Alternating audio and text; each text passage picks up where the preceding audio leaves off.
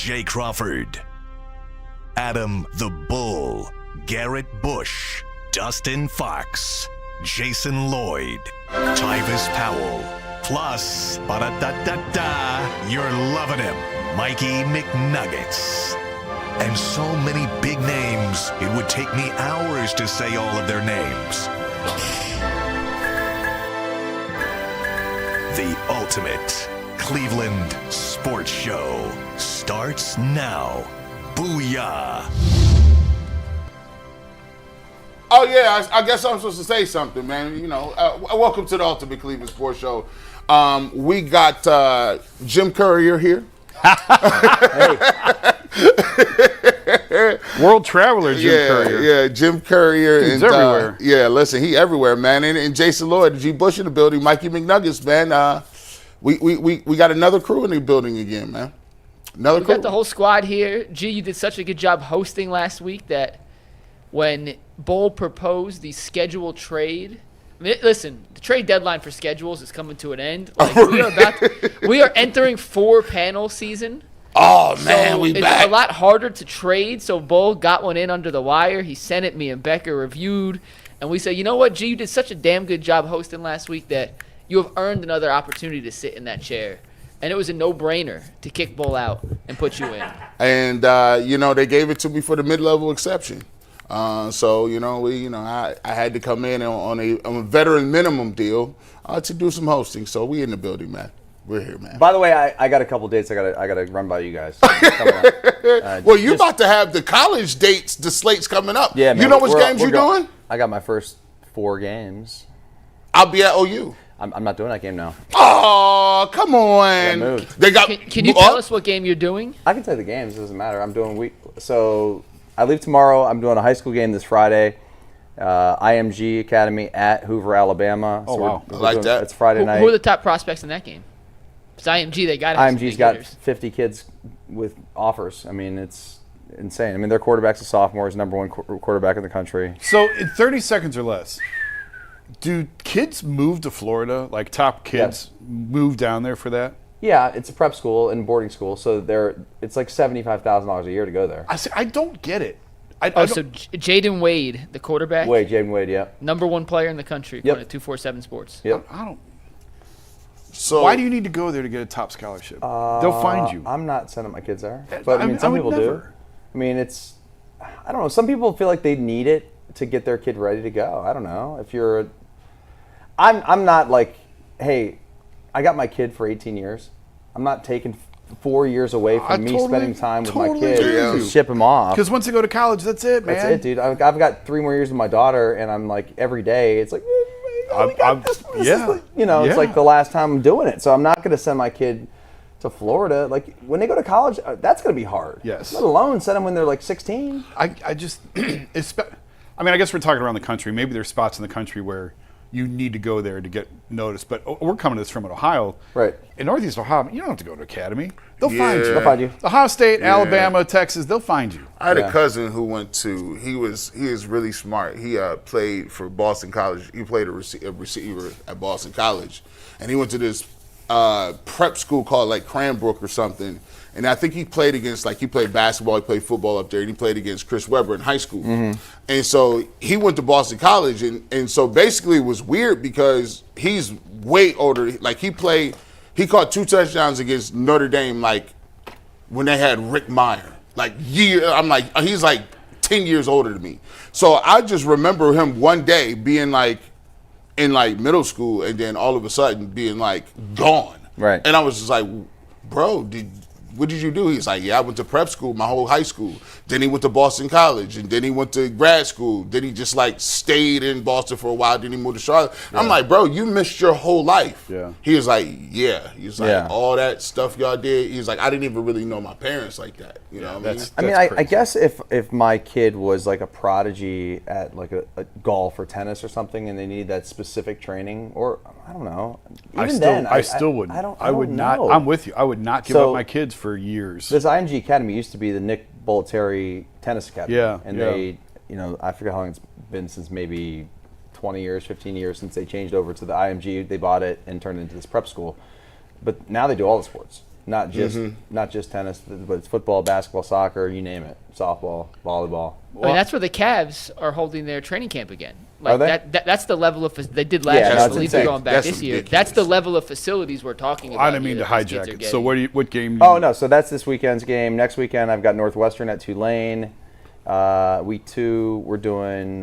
It's not a great game, but it's cool. We're doing Tennessee. So they're playing the be cool. FCS opponent. I think Yeah. it's like East Tennessee or something. Nah, I like you get to go ETSU, to- baby. ETSU, yeah, Go Bucks. I believe so. And then Yeah. then we got week 3. We're doing William and Mary at Virginia. So I've never been to Charlottesville. Yeah. so that'll be first time there. Yeah. Which is cool. That's So that's crazy. the first 4 games. First 4, you got it locked in. Hey, Jason, I was going to ask you. I said I got to ask you a question. There was this. I was watching. I was getting in the YouTube time machine. I ran across Greg Oden. Yeah. Greg Oden is sitting here, and he's telling a story about the Miami Heat on a plane, and they're on a plane, and the Miami Heat. I guess Pat Riley said they couldn't have this food. And he couldn't have this food. So the players had paid for the food. And it seems as if Pat Riley was like, nah, y'all not eating this. And Greg Oden tells this story about how LeBron James gets up. So he said, everybody, take your headphones off. All of y'all. Let me tell you something. I give you permission to smack the food out of any person's hands that eat this food. This is our food. This is not their food. And Michael Beasley looks at the assistant general manager as he's about to eat this sandwich and says, don't make me do it to you, dog. Was LeBron and Pat Riley really going back and forth like that? And do the Miami Heat really have a you know what on for just things like that? Pat does it Pat's way. And listen, LeBron was coming back either way. Right. That stuff didn't help. Right. They're like, the Cavs put Randy on the payroll both times, first time and second time, not Miami.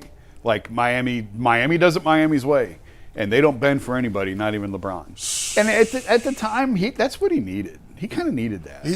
He was like, it was crazy because he's sitting there saying how, like, at that time, they got Ray Allen, it's Greg Oden, it's Michael Beasley, it's Mario, it's all these personalities. Yeah. And he goes, when he said, Ray Allen is nudging Greg Oden, like, yo, you see what's going on right here? This is crazy. I'm like, do you know how much power you have to say that, yo, I give you permission to smack it out of there? Like, that's wild to me. I was like, yo, I got to run them by Jason Lloyd because there was the funniest story I heard in a minute. They do things. Did you hear the Dwayne Wade cookie story? Yeah, That's where I thought he was going with it. That's where I thought because they asked him about the cookie story, and Greg Oden, of course, as the powers that be, he says, I declined to comment on that. But let me tell you about this story. The cookie story, what was the cookie story that they just took him from him? Yeah, LeBron, just according to Dwayne Wade, who told the story, and I tend to believe, if Dwayne's going to be able to say this story about his buddy LeBron, I'm tending to believe this is accurate. But LeBron used to have chocolate chip cookies on every plane. And the Heat have a very strict dietary fitness plan that you have to be a certain percent body fat. You have to run the mile at a certain time. If you don't hit those standards, like, you can't play. And LeBron was never in jeopardy of that, but apparently Pat Riley didn't love the fact that he was housing chocolate chip cookies every plane ride. And when it got down to the end of the relationship, and I hope I'm repeating this story correctly, you can find Dwayne Wade who tells the exact version. They had lost a couple games, and LeBron tried getting on the plane with his chocolate chip cookies, and Pat Riley was like, no. And LeBron looked at him and said, you're going to tell me I can't bring my chocolate chip cookies on his plane? And Pat Riley said, this is my damn plane. No cookies. And that was the power dynamic between those guys. And then LeBron apparently got real pouty on the plane and then ended up coming back to Cleveland. So, well, Joe and I did. I was just trying to find it real quick. I couldn't. Wow. I don't remember the details, but we did one of the 1,000 LeBron stories. So, like, give me your best LeBron story to everyone who knows him. And Tristan's the one that said his diet is crap. He eats like crap. Like, for his unbelievable shape as he's in, and like that's crazy. His diet. He got the Dustin. He got You the should see what Dustin. I ate last night, dude. Bro, Oh, dude. you just said last week when we was on there, we was getting into the cheeseburger game. You got Man, the whole. I had a Pizza Hut extra value meal last night, basically. Atta boy. Well, and you play tennis for 5 hours a day and burn 4,000 calories. What? It was. You could I eat that. had like almost a whole large pizza myself, What did you and guys? then a little bucket pizza too. It was buffalo chicken. Ooh, the booking pizzas. And then Before- I had the I gotta ask him cinnamon, this. cinnamon rolls. Those are good. Half dozen wings. And then I found the LeBron yeah. cookie story. We'll play that in overtime. Oh, yeah. We'll Sweet. play the full Are story in you, overtime. are you trying to play again? What are you doing? Are you getting your protein in, bro? Oh man, I played great this morning. Man, what did you guys? I gotta ask this because I found it unreasonable. We get to because McNuggets gotta get to the start. What did y'all eat on away trips? The worst. Like at Ohio State, like No, we actually ate the same thing away and home. It was Wendy's double cheeseburgers. man, Bro. So Like the night before the game. Yeah, you get on the bus. We were smashing double cheeseburgers. Like there was no thought of a healthy at all. diet. I used to gain so much weight, I would have to go to the trainers and say, I need new pants. Do you know how much weight you gain if your pants don't fit as a grown man? That means your thighs are enlarging. Bad luck. McNuggets. We got a full show. We're going to dive into it, and we're going to start with something I noticed yesterday after a quick reminder that today's show is brought to us by FanDuel. August 26th is officially FanDuel Futures Day. It's a brand new holiday for football fans who live for bold predictions and preseason hunches. For just 24 hours, FanDuel is giving you deals on NFL season predictions. So whether you're calling your MVP, eyeing a long shot division winner, or ready to crown your Super Bowl champ before Week 1 even kicks off, this is your moment. Visit the FanDuel app today and start planning your futures bets now because Futures Day is a one day only event. FanDuel, play your game when you want. And as always, if you have winning FanDuel tickets, make sure you send them in to us. Carmen Santana sent us this winning ticket a day before her birthday, which is tomorrow. So happy early birthday to Carmen Santana. But she hit a 5-part home run parlay. Schwarber, Soto, Shea Langoliers, Shohei, 40,000? and Giancarlo All right, so what did she Stanton. put on it? Bet $2, won $812 last night. So shout out to Carmen Santana. It is a terrific win. And as always, if you have winning FanDuel tickets, make sure you That guys is such a send them cool- in to us as Should have well. bet more. That's crazy. Like, how do you do a home run parlay? Like, She hit it. I feel like you could do that for a whole month and not hit. I said this before. It's why I'm such a degenerate gambler. When I lose, I'm angry, and when I win, I'm angry because I always say I should have bet more. Should have bet more. Should have bet 10. I could have Shot. retired. That's right. Greed is a funny thing. Yeah, I don't. I try and stay away from it as much as possible. Yeah. I'm terrible. All right, let's dive into our first topic, guys. I'm wondering if FanDuel would put out a line on how many games this year Joe Flacco would start, and if they did, what that number would be. The Browns officially named Flacco the starting quarterback on Monday. Kevin Stefanski talked about it yesterday. Joe Flacco also talked about it yesterday. I'm not sure if you guys listened to both of their press conferences, but essentially when both Stefanski and Flacco were asked, how long do you expect Joe to be the starter? And when Joe was asked, is this your job forever? Is this your job just for Week 1? They both kind of avoided answering the question. They gave a very vague answer. Flacco said, we all know how this works. Stefanski said, we're just proud of Joe for earning the Week 1 job. So, Jason, I'll start with you on this. We know Flacco's going to start against Cincinnati barring an injury. But is it his job for the foreseeable future? Is this something you think we're going to be having a conversation about every week to start the season? It better not be his job for the foreseeable future. I'm not sure why he's here. I guess we know why he's here now. Everybody else is hurt. They don't want to play the rookies. No, listen. This year's the year you got to figure out what you got. You got to figure out what you have so you know what you need. And playing a 40-year-old quarterback does not solve any of that. So, I mean, I've said all offseason I thought Kenny would start. Obviously, he's hurt. Had he not been hurt, I'm pretty sure I was right, and he would have started. I think he'll start when he's healthy. He's going to get the first turn on the carousel. They got to play all these guys, man. They got to see what they've got. And by playing Joe, every snap, this is nothing against Joe. He's a total pro. He's a joy to be around in the locker room. He's an adult who meets his responsibilities, and that hasn't always been the case with quarterbacks in Bria. But every snap he takes this year just kind of feels like a wasted snap to me. So I want to see Kenny Pickett. I want to see Dillon Gabriel. I want to see Shedeur Sanders. I want to see these guys in live game action and see what they've got. You put an over-under. It's so hard to predict the future. You know, I could see a scenario where they go back to Joe late in the season. I think he's only going to get the first couple of games. And as soon as Pickett's hamstring allows him to play, I think you'll probably see him. And then when they deem that the rookies are ready, you'll probably see them. Jimmy Haslam said as much, by the way. If you go back and listen to his press conference, he basically said, yeah, we got to get a look at all these guys. So, no, I think any idea that Joe Flacco is going to play 17 games, I think is foolish.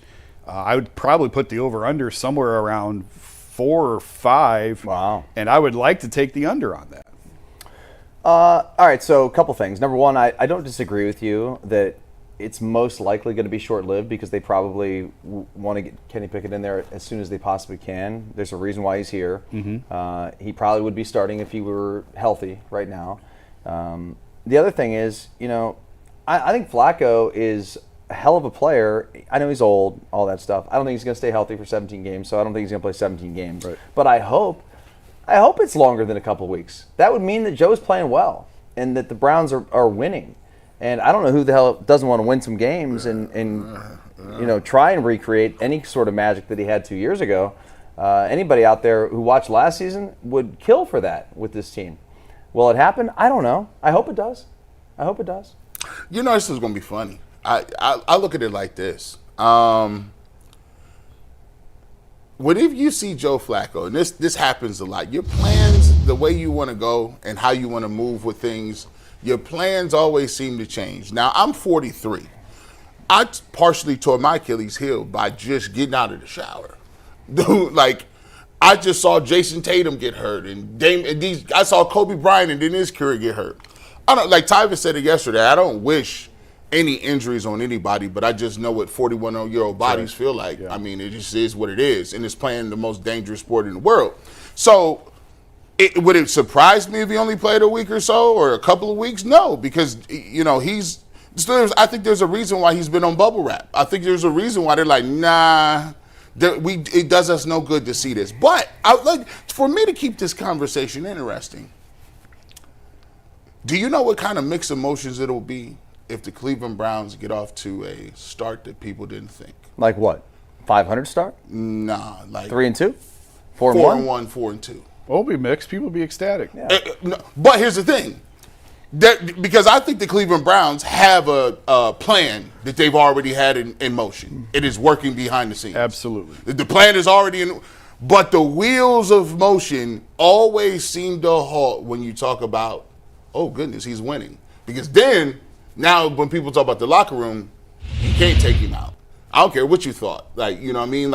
At that point, you got people like Myles Garrett and Denzel Ward looking around like, hold on, what do you mean? And especially if you get off to a 4-1 and 4-2 start with this schedule. Because these ain't no cupcakes, right? These are the Ravens, these are the Bengals, the Pack. These are teams that all made the playoffs last year, except for the Bengals, and they get off to a tough start every year. But I'm going to throw it to you. What happens if they do, say, for instance, get off to a 4-1 start? What does that look like? To your point, right now, let's see what injuries look like and what health looks like.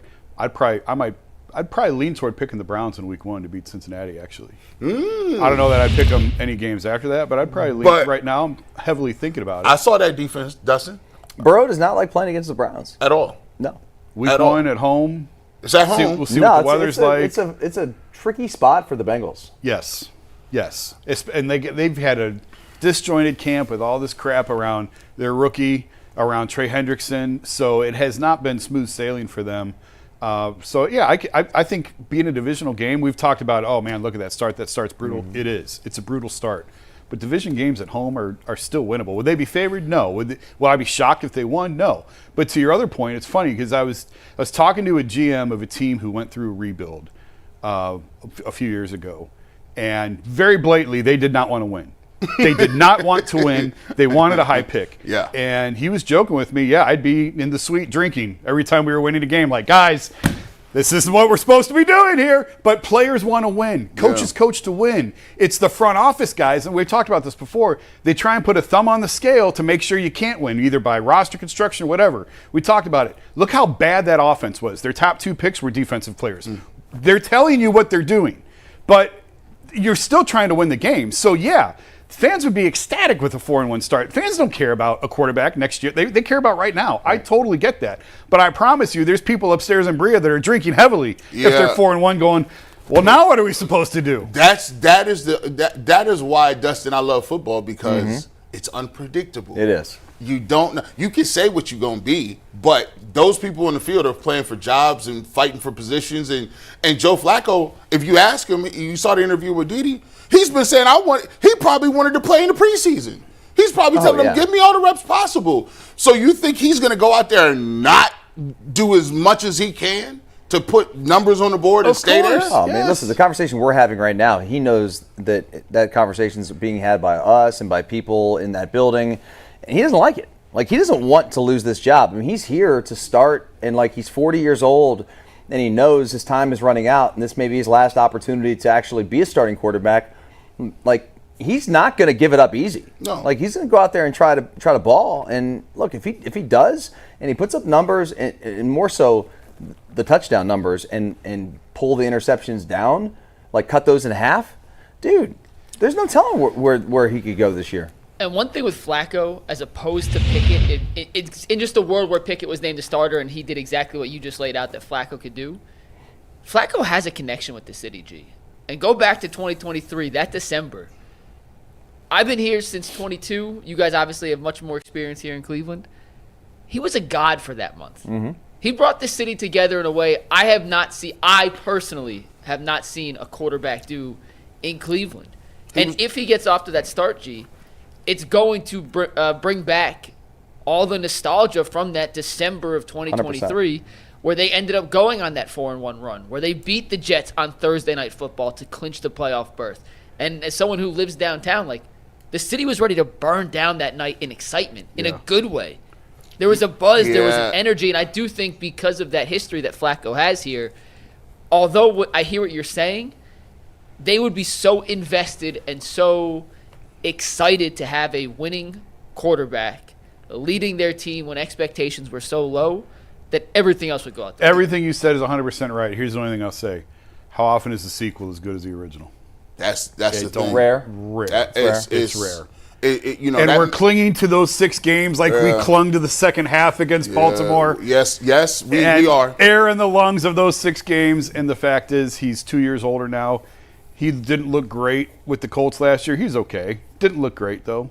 And the sequel is very rarely as good as the original. This is why this is all riveting. Like, if whoever you think that you want to play or you should start, the storylines is like something that I ain't seen no storylines like this in a minute. They brought another dude. They brought Flacco back, the dude that brought you to the playoffs, right? Like, they went to your rival, the Steelers, and took the quarterback from them, put him on the ride. You're like, what the heck is this? You drafted one of the most famous peoples on the face of the earth, and you have Dillon Gabriel, the consummate underdog. And you say, all right, well, we're going to keep 4 quarterbacks, and we're going to start with the veteran. And you don't know. I can't predict it. If you ask me how many games they're going to play, I don't know. Because if Joe Flacco, here's the one thing I do know about Joe Flacco. He can throw the ball. I don't care what you say.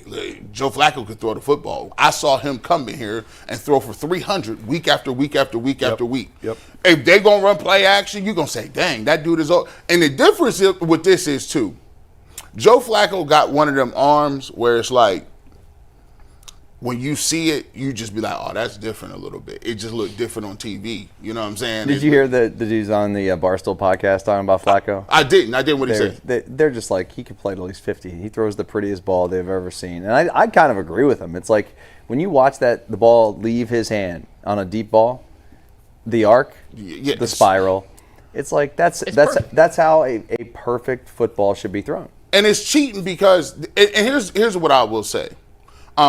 People were asking me, and this is just strictly from a football standpoint, right? When you look at Joe Flacco, you say, well, why did they pick him at quarterback, right? You know me, I'm playing young dudes. I don't know. You already know what G. Bush going to say. But here's the thing, from a football standpoint, he's ahead of them because the thing that Kevin Stefanski hangs his hat on is the thing that is his bread and butter. Like, learning the steps to play action passing and fakes and things like that, that's second nature. That's in his DNA. So he's comfortable with turning his back, sitting there for 4.5 seconds, waiting for somebody not to be there. That's a level of understanding that it takes timing, it takes different disciplines, and the fact that he can come in and do that right now is the reason why he's kind of like a cheat code. He's like, yeah, I don't need to play because I've been doing this forever. Jason, I wanted to ask you this. You mentioned it earlier in your answer, and I kind of picked up on this from Stefanski in particular yesterday as well. But you said you still believe Kenny Pickett would have been the starter if he had been healthy throughout this process. And Mary Kay asked him that directly yesterday. And he basically, he didn't say he would have been, but he said despite the injury, he was still up in the thick of the QB1 conversation till the very end. And he's just frankly not healthy enough. You'll die on the hill that you think had Pickett not sustained that hamstring injury, he'd be the week 1 starter. I mean, isn't it obvious at this point? Do you guys disagree with that? Here's the thing. I don't agree with their decision, but evidently from, like I said before, from looking at their depth chart. Mm-hmm.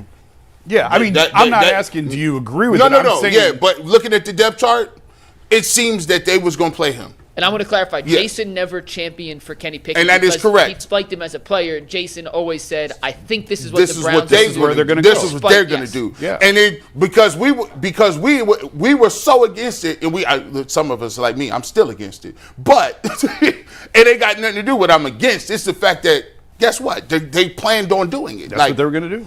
Because right now, if you look at the performance, he hasn't really practiced or played, and he's still ahead of the rookies. Yeah. So, it looks like they were going to play him. Now, here's the thing. Here's the interesting point that I will ask you guys this question. Now, I'll ask you first, Dustin. Okay. Given, have you ever been in a race and there's a competition at different positions? How often do NFL teams still monitor the progress that you make after the preseason game that you may be making in practice?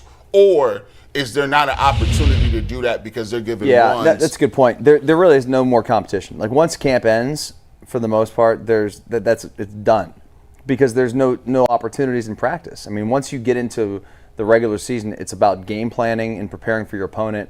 And the reps that I would get as a backup would be scout team reps, essentially, at that point. You might get a couple here or there, as a 2. But for the most part, no. There's nothing you're doing that's like, wow, Fox is really coming along. Yeah. They're like, no. So you're running cards, dude. So you only getting in the game. It got to be performance based on the guy that was playing or injury. Facts. Okay, so that actually, I was going to mention this later in the next topic, but I think it fits since you went there. I was writing something this morning on this whole quarterback thing, and it got my mind going. Where is Shedeur reps going to come from if he's 4th? Scout team. Practice squad, basically? Yeah, I mean, he's a de facto practice squad player. He's not player. going to be running our offense. That's where I was going with it. So if you're 4th, you're basically, you may not be on the practice squad, but you are on the practice squad. He's Joe Burrow, week 1. Yeah. In practice. So now you're running the other team exactly. stuff. So the place where he's going to have to make gains is in the film room. Correct. He's going to have to show them that he's ready for a larger responsibility based off his work in the film room because he's not going to be able to show it on the field. And they may have some opportunities in some walkthroughs and things like that, but they're not going to take away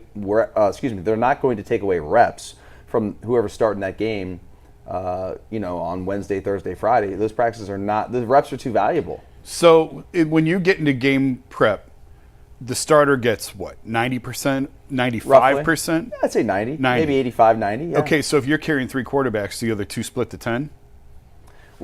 No, I mean, I would say this. I mean, it's probably going to be, assuming Pickett's the backup. Yeah. Okay, so it'd be Flacco like week 1. Flacco would take 85, 90% of those reps, and then Pickett would take the other 10%. I mean, I don't so see then what's Gabriel the third guy doing?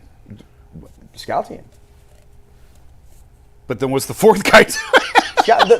Those guys will split reps. So they're splitting. Yeah, because it doesn't matter. I mean, those guys just have to.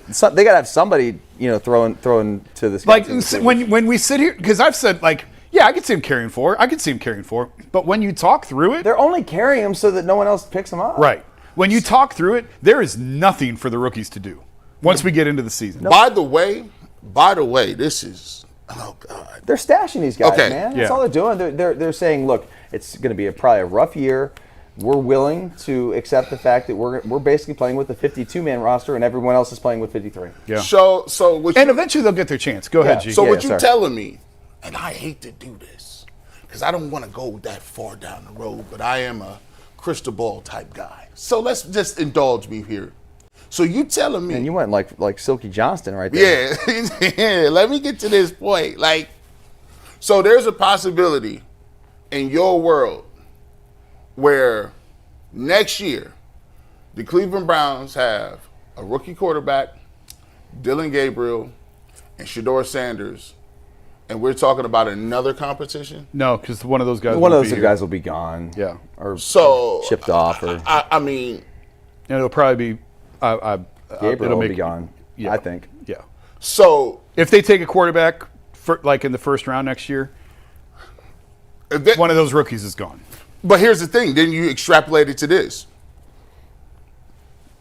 Can you literally have Shedeur Sanders as a backup quarterback? Is it possible? Gee, that's been on my list of topics since the day they drafted him, and I didn't have the balls to put in a rundown yet. So just there you go. Like we're gonna get to the big, because here's the thing. He can play, right?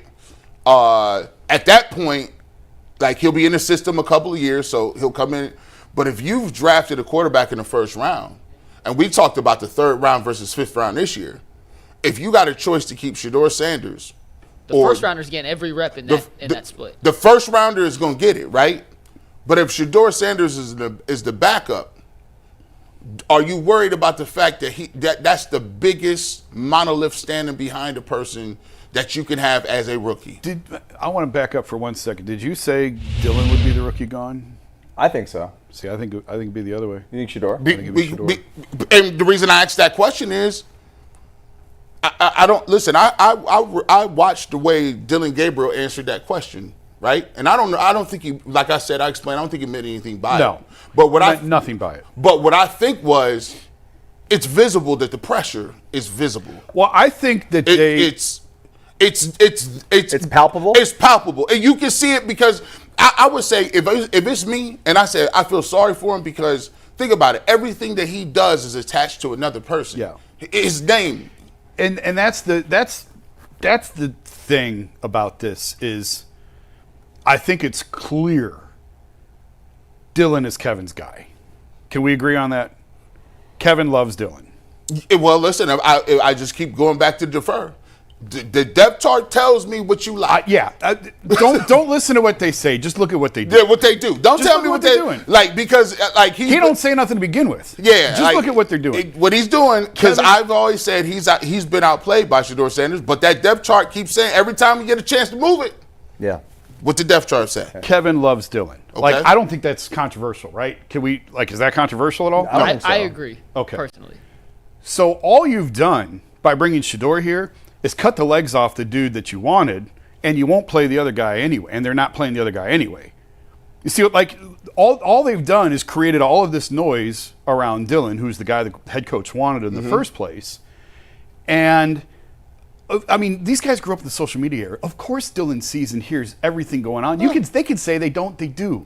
They hear it all the time, that Dillon hears all the time how small he is and how he sucks and Shedeur should be getting all the reps. Every time you walk past the TV, that's all anybody's talking about across the country is the third and fourth string quarterbacks on one of the worst teams in the NFL this year. I mean, think about that.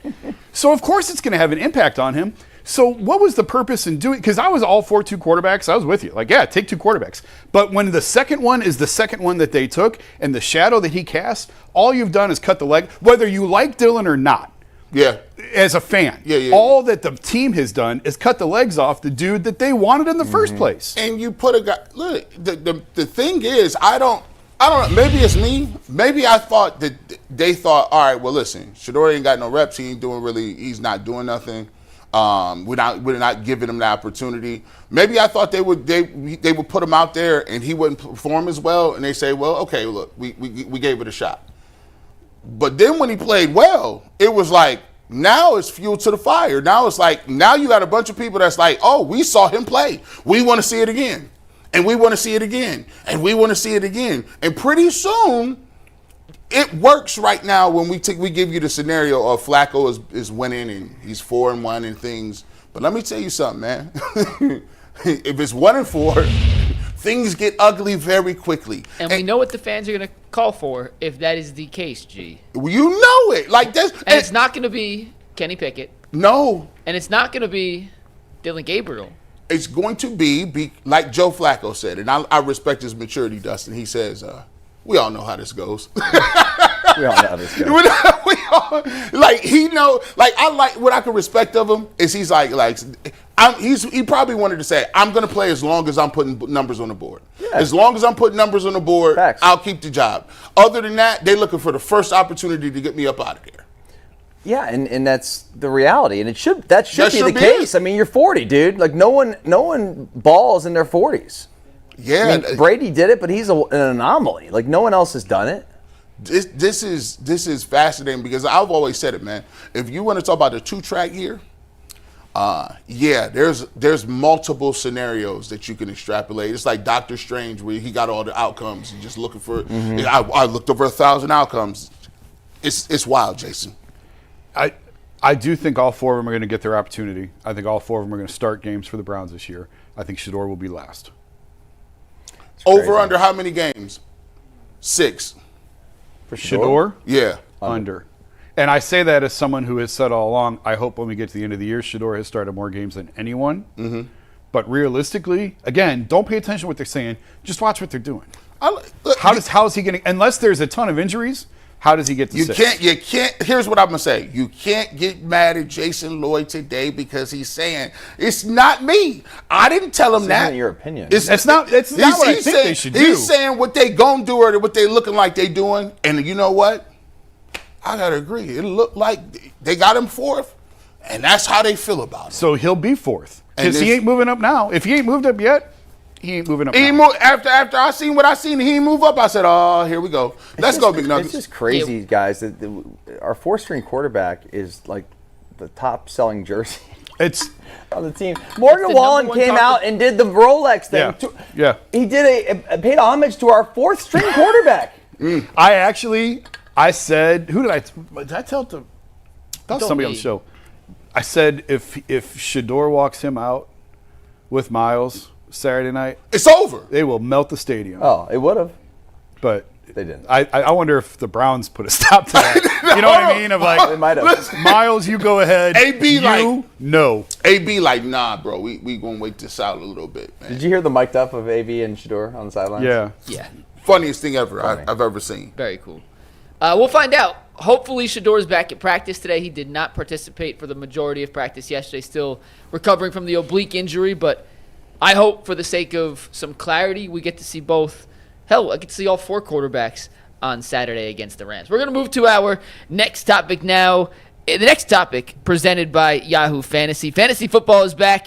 Fire up the group chats, get the draft boards ready, and buckle up for a season filled with breakouts, busts, and all the overreactions we live for. It all goes down on Yahoo Fantasy this year. UCSS is moving back to the Yahoo Fantasy platform. It's the best decision we have ever made. To celebrate 28 years of fantasy greatness, Yahoo Fantasy is dropping 28 big new features over 28 days, giving you more ways to play, more ways to draft, and more ways to win. It all begins on August 4th. Stay tuned and get started by creating or joining a Yahoo Fantasy League at yahoofantasy.com/LockedOnNFL. That is yahoofantasy.com/LockedOnNFL. Let's make this fantasy football season the best one yet. Guys, we got some pretty scary news out of practice yesterday when Denzel Ward had to walk off the field with trainers holding his shoulder.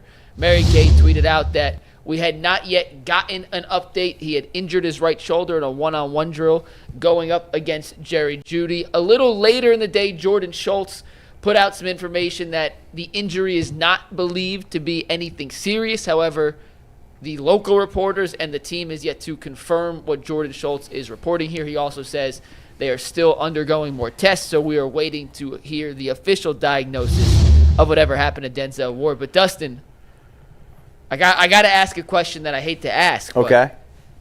Can the Browns defense, which may be very good this year, sustain or withstand losing Denzel Ward for any significant period of time? Or is he that much better than the rest of the healthy cornerbacks the Browns currently have? I think you know the answer to that. I do. That's why I hated to ask the question, but I still had to ask. I hate to answer the question, but we all know the answer is, of course the defense is reliant upon their stars. I mean, Myles Garrett, Denzel Ward, those guys have to be healthy. If they're not, the defense takes a significant step back because the depth is just not there. The production just won't be there. I mean, he takes away half the field. Myles Garrett takes away half the field. Yeah. I mean, like it's crazy how good these guys are, but we've got two all pros essentially. I know he hasn't been like an all pro Denzel, but he's going to be, assuming he can get through this and stay healthy. And I think he's one of the top 5 corners in the league. And if we don't have him out there, guys, it's going to be a rough year. And I said this with Bull yesterday on our podcast, on his podcast, which I'm a guest on every Tuesday morning. We were talking about this, and I said, look, man, for the Browns to have a surprise year with Flacco being the quarterback, their defense is going to have to play outstanding. Yeah. They're going to have to be back to where they were 2 years ago when they made their playoff run with Flacco the first time. The defense was really, really good, creating turnovers, getting points off turnovers. Like, those things have to happen. Has to be a perfect storm. If Denzel Ward's injured and out for a significant period of time, that's just not going to happen. There's no chance. Yeah, Jason. This is where the win's going to come from. Like, if they're going to get the wins that anything over the win total of like 5, or if they get a surprising, the Browns, they had a nice solid 7 wins this year. That's a win for them. No, like, if they're going to do it, it has to be through these guys. Creating turnovers. And in order to create turnovers, you need Denzel Ward out on the field. Like, I don't know. Maybe you get a couple strip sacks here and there.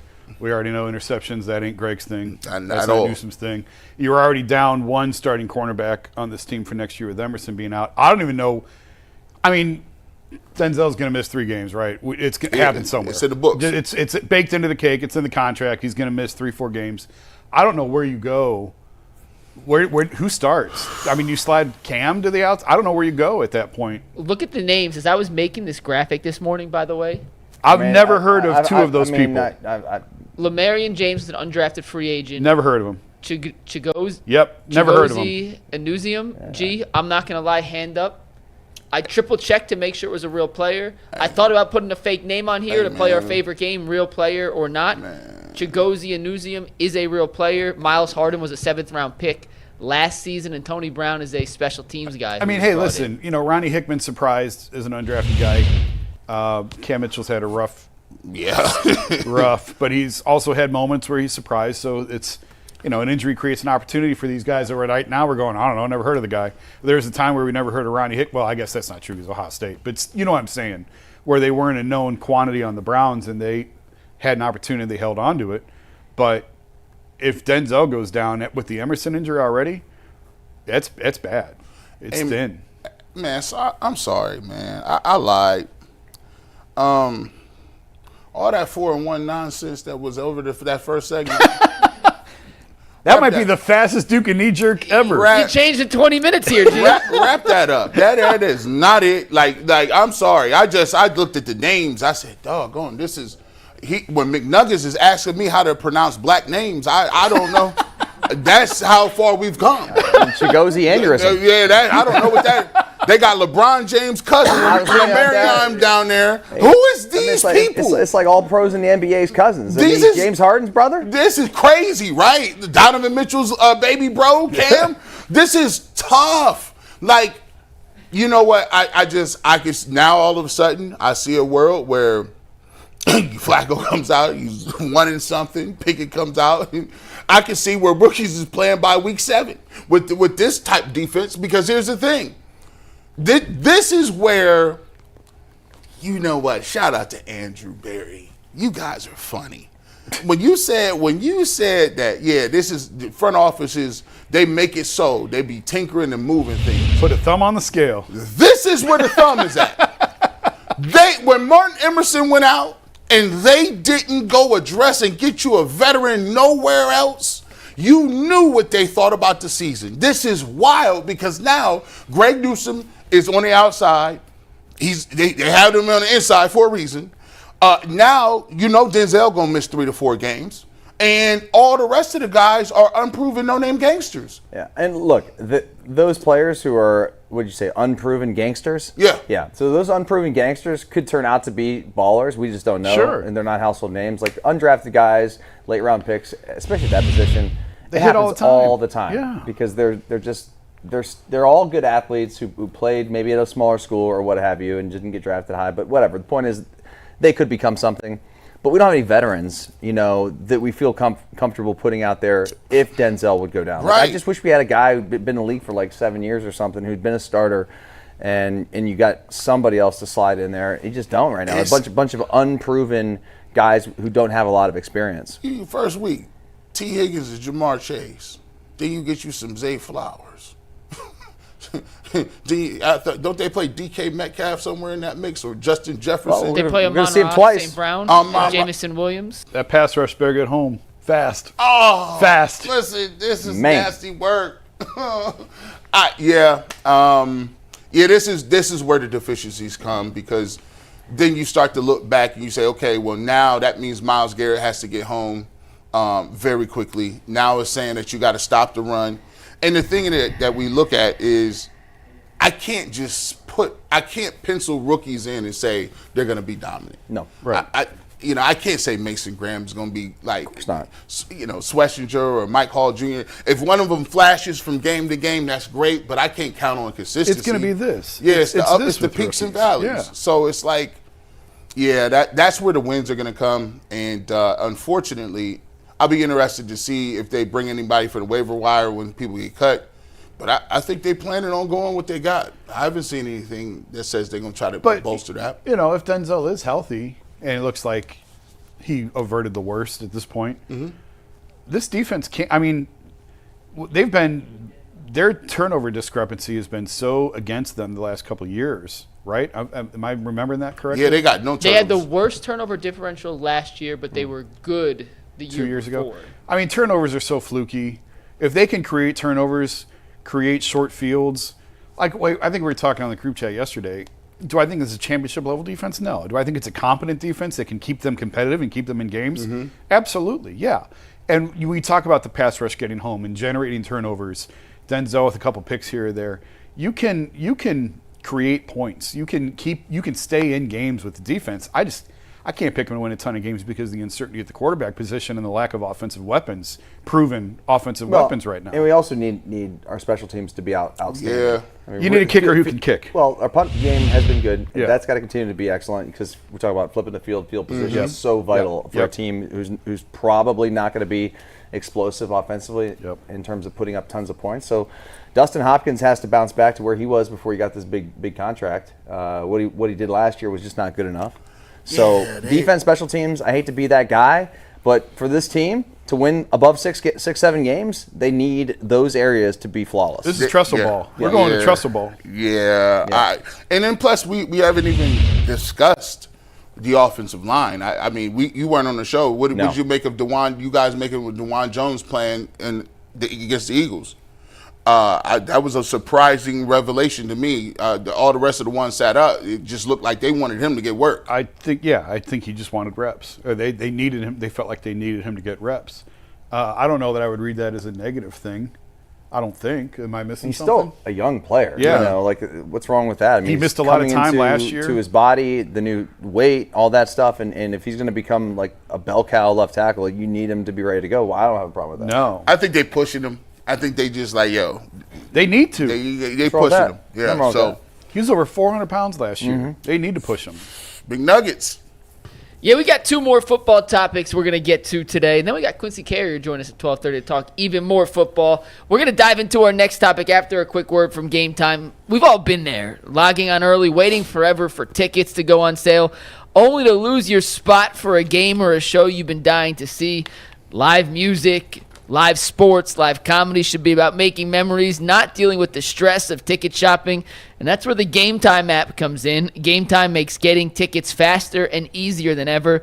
The prices actually drop the closer it gets to showtime, and you can save up to 60% with their killer last-minute deals. Take the guesswork out of buying concert and show tickets with Game Time. Just download the app, create an account, and use promo code LOCKEDONNFL for $20 off your first purchase. Once again, create an account, redeem code LOCKEDONNFL for $20 off, and download the Game Time app today. Last-minute tickets, lowest prices guaranteed. So I've been thinking about this for the last couple of days, and I wasn't quite sure how to ask this question, G. So I kind of need you guys to help me frame this question. But we watched Shedeur Sanders look very comfortable in the offense against Carolina. We looked Dillon Gabriel looked confident and comfortable in the offense against Philadelphia. Results varied, but their comfortability and what they were trying to do at least was evident. What does it say about Kevin Stefanski, G? And if this isn't the right question, feel free to adjust it how you want. But what does it say about Kevin Stefanski that those two rookie quarterbacks in split reps, in one training camp and a rookie camp, to me at least looked more comfortable in what Kevin Stefanski was asking them to do than Deshaun Watson ever did during his tenure with the Browns? So your specific question is why did the two rookies look better and more comfortable in a system than Deshaun did when they got way less reps ever? And is that an indictment on Stefanski? Does that say something about the rookie quarterbacks? Or does that say something about Deshaun?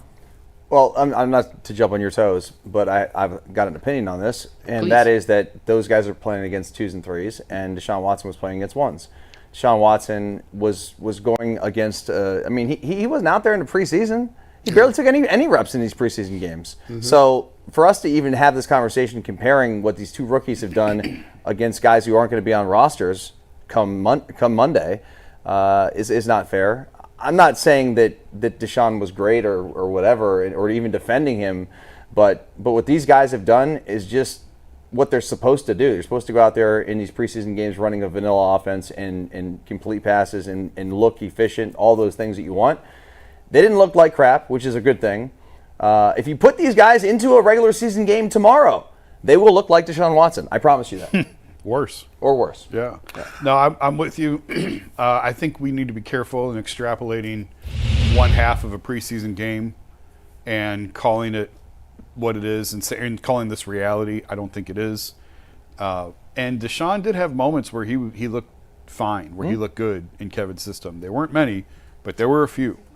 I think to Mike's greater point, though, that Deshaun never looked comfortable in Kevin's system, I've always thought that's an indictment on Deshaun more than Kevin, because Kevin, I had the quote in the story I wrote last year. Someone in the organization said, you have to bring Joe back. This is 2 years ago. You have to bring Joe back. Somebody has to teach Deshaun the offense. Joe picked it up in 30 days faster than Deshaun has in 2 years. Yeah. There's some meat to that, that it just never fit. What Deshaun felt comfortable doing and what Kevin wanted to call never properly aligned. And you can go back to the Charles Robinson from Yahoo. I remember he had the nugget that he was talking to an executive who had seen Houston's practice and was amazed at how often Deshaun was looking over at Bill O'Brien and expecting Bill O'Brien to basically wipe his nose and pull up his pants for him. And he couldn't get it through the practice, let alone a game, without Bill holding his hand, and how incredulous that left everybody. And I think that kind of got exposed a little bit when Deshaun got to Cleveland. But to the point that Mike's making, I'm sort of with Dustin. I'm not going to take one preseason game, one half of one preseason game, and start drawing broad conclusions that these guys know it better or are more comfortable in it than Deshaun was. Yeah, I would say there's a couple things. There's levels to it. First and foremost, in my opinion, life is all about timing and fit. It's the timing in which you play, and it's the timing and the fit in which somebody drafts you and puts you into a position. When you look at the situation with Deshaun Watson, that was a completely different time, a completely different organizational outlook. The pressure was different. They talked about that team. You got to think about it. Deshaun Watson was coming in replacing a person who also had a cult following. That's Baker Mayfield in this place. He also came off multiple allegations where he could have spent the rest of his life in prison, right? He also came off injuries to his throwing shoulder and being suspended and not playing for 2 years. So there's a lot of different things that go into that context. And also, I also tell people too, a lot of what you do successful-wise has to do with the personality you have and how well does that mesh with the people who drafted you or traded for you. Sometimes you don't know how a person's going to be because Deshaun Watson was already almost a finished product when he got here. The Cleveland Browns didn't draft him. The Houston Texans drafted him. So they're going to do everything possible to make him be successful. When he got here, of course, the Browns are going to try to do the same thing, but you got to now learn to be married to that person now. And it takes time. Sometimes it clicks, sometimes it doesn't. And I think from what the standpoint of Deshaun Watson, it didn't click right away. The personalities wasn't the same. The skill set in which he was used to playing wasn't the same. And so now you have this arranged marriage where now you got to do things on the fly. And sometimes it compromises the other parts and pieces that you want to do. It's a give and take. When you look at drafting players, it's different. I drafted you. I asked you on a date, right? It's a difference between somebody that you've been chasing for 5-6 years, or she come to you and say, you know what, I always thought you was cute. That's the girl you're supposed to be with. Yeah. Don't be chasing the one girl. The girl that came up and pulled up on you, that's the one. So even when you see it, I may not agree with it, but I just got to keep it real when I keep it real. Like, we talked about Dillon Gabriel earlier, right? They drafted him, and they like him. I can't change that. But when they like you, what comes with that is the opportunity. What comes with that is the benefit of the doubt. What comes with that is they're going to move mountains to make sure this does this and this looks like this. I think that when you look at it, there's a couple of things that you may see. Granted, it's just a first preseason game, and these guys look comfortable, but I have to say, these guys are different players. Deshaun Watson is a player that improvises, that likes to get out of pocket, extend plays. These guys were accurate pocket passers, traditional guys that throw in rhythm and time, and that's their forte. Deshaun Watson's forte is running around, scrambling, finding play, and making plays. So I think it's a lot of apples to oranges comparison, but I will say this, like these young dudes, I mean, Deshaun Watson threw for 4,000 in the league. We say whatever we want to. At the end of the day, that like he got tape in the league. Like he may not play well here, but he's put numbers on the board before. Right. So I always temper expectations when you say I can't just elevate nobody ahead of somebody because they didn't play well. Because at the end of the day, I bet you if you put Deshaun Watson on that board and say, what's this, Deshaun Watson probably do that with his eyes closed, right? Rookies are still trying to learn that aspect of it. So, you know, it's just levels. It's just different. It's the fit and see how it works. You know what I mean? All right, let's get to our next topic then. You guys answered that pretty well for me, and I appreciate that. Was concise. I thought that was graduate level right there. I felt that was. Maybe that was good. No. That was good. It was more just, you know, when you watch something and it's like, you can't put your finger on what it is, but something's sticking out to you. And we watched 19 games of Deshaun Watson here, and it just felt to me, and once again, I even put in the text when I sent the rundown out, it is the smallest of small sample sizes, so I wasn't making too much out of it, but it just looked like they both understood what they were being asked to do. And to your guys' point, maybe it is because they're going up against 2s and 3s and more vanilla defensive schemes than you actually get in a regular season situation. The offense is being simplified because they're rookies. Maybe they're not being asked to look into as much. And think about this way, really quickly, Big Nuggets. We laughed about the story with the cookies, right? LeBron James is if at worst, is the second best basketball player of all time. His boss said, "You ain't gonna have no cookies up here." You see what I'm saying? Like, there's a level, there's always a power struggle going on in football. And so, like, Kevin Stefanski is like, I'm the coach of the year. Like, but we drafted these guys, so they going to listen to what I'm talking about, right? If they drafted you, it's a difference, Dustin. You be like, yeah, I'm invested. But if you come on a trade, Deshaun Watson coming in here like, hold on. I've been him a long time wherever I was from. So there's a little bit of that goes on everywhere you're at, too. And that's why they did what they did last year. And they brought in Ken Dorsey, and they tried to fit the offense more into what Deshaun wanted, and it didn't look any better. It looked a whole lot worse. See?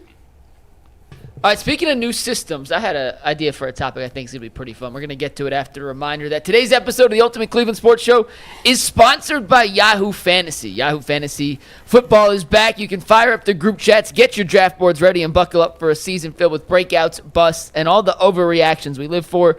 It's all going down on Yahoo Fantasy this year. UCSS is moving back to the Yahoo Fantasy platform, and you guys should too, whether you're a first-timer or a veteran making your millionth league. To celebrate 28 years of fantasy greatness, Yahoo Fantasy is dropping 28 big new features over 28 days, giving you more ways to play, more ways to draft, and more ways to win. It all begins on August 4th. Stay tuned and get started by creating or joining a Yahoo Fantasy League at yahoofantasy.com/LockedOnNFL. That is yahoofantasy.com/LockedOnNFL, and let's make this fantasy season the best one yet. So I appreciate all three of you guys for sending me your answers last night. I think that's the first time that I have gotten all answers immediately when I sent out the text. So shout out to you three. Kudos to you. It wasn't immediate, but I did get back to you. No, within 2 hours, that is considered immediate in this realm. I looked over it and I was like, oh, there's some people online. So thank you for that. The question I had sent you guys, I was talking to a buddy in the gym yesterday, and he asked me this question. So shout out to Dillon. Dillon asked me, McNuggets, if you could add any non-quarterback's the key here, to the Cleveland Browns roster right now to help them make the playoffs in 2025, who would be the best player you would add to put the Browns in that playoff contention? We got three different answers. And Dustin, I want to go with you last because your answer was the most surprising. Jason, we'll start with you. Then we'll go to G. Bush. That's wild. And then Dustin's going to drop the hammer with the surprise pick of the century. I'm anxious to see who that is now. I fired off quick to you too. I mean, that was a quick response when I read your text. I was like, bam. Well, stick around about 5 minutes. Dustin's going to drop the mic on you guys here. But Jason, you're up first. Who was your pick? Which non-quarterback would you add to the Browns to make them a playoff team in 2025? Justin Tucker, was that you? No? All right. He thinking right. Look, I got my wheels spinning now. I went with Jamar Chase for a couple reasons. Number one, obviously dynamic playmaker on the offensive side. Triple Crown winner last year. Exactly what this offense needs is just someone who can scare defenses. And Jerry Jeudy had a great run last year with Jameis Winston as a starting quarterback. I don't think anyone would dispute, though, that Jamar Chase is significantly better and a premier talent in this league. Browns haven't had a playmaking wide receiver at a consistent level in how many years? Oh, yeah, forever. Yeah, never. When a tight end from the 70s is your all-time leading pass catcher, it kind of tells you where you're at with receivers in a pass-happy NFL. And also, an added bonus to this is it weakens a division rival. So not only are you adding Jamar Chase to the Browns, but you would pluck him off a Bengals team that's already, as we talked earlier, a little bit in disarray right now. Obviously, it would never happen, but that type of dynamic threat on the outside, I think, is exactly what this offense needs. The defense can hold its own. We were talking about that earlier if everyone's healthy. But I just don't know how they're going to score enough points to win games this year. And Jamar Chase could make any quarterback look significantly better. I can't be mad at that. Jamar Chase is a very, very good pick. I went off the beaten trail. I stole this from the show we was on a couple of weeks ago. I said, "Yo, let me get Michael Parsons." Like, what I'm gonna do is this: just be selfish as a big guy myself, as a defensive lineman.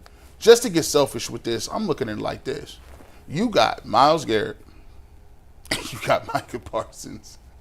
I got Denzel Ward. I don't know what you're going to do with that. If they can stop anybody on first and second down with the run, good luck getting the ball off. It would put you in a position where now you probably could, if you can get some other of these rookies to show up and have a nice rotation of what you got behind them, especially with the defensive line. If that's the strength of the team right now, that puts you in a position where you literally could play the Ravens ball. I mean, I don't know if that'll win you a championship, but I've seen teams get to a place where Jimmy Garoppolo was in the Super Bowl. I done seen Brock Purdy get to a Super Bowl. I'm like, listen, I don't know what Joe got left, but we can combine them quarterbacks and try to make a Power Ranger out of them or something, Voltron. We can combine the powers if we got these two dudes. I'm gonna go with Michael Parsons. If you give me that, I think the Browns could easily make the playoffs. Now I don't know about no Super Bowl, but I think they make the playoffs. Dustin, all right, wait. Yours, my friend. I want to see the question again because I don't remember what the question was. It's on the screen. Which non-quarterback would you want to add to the Browns? Now we're guessing his, Give right? them the best I'm guessing chance his now. to make All them a playoff Is team. it a coach? Go ahead. Is not a coach. Oh, Not okay. a coach. Jeremiah Smith.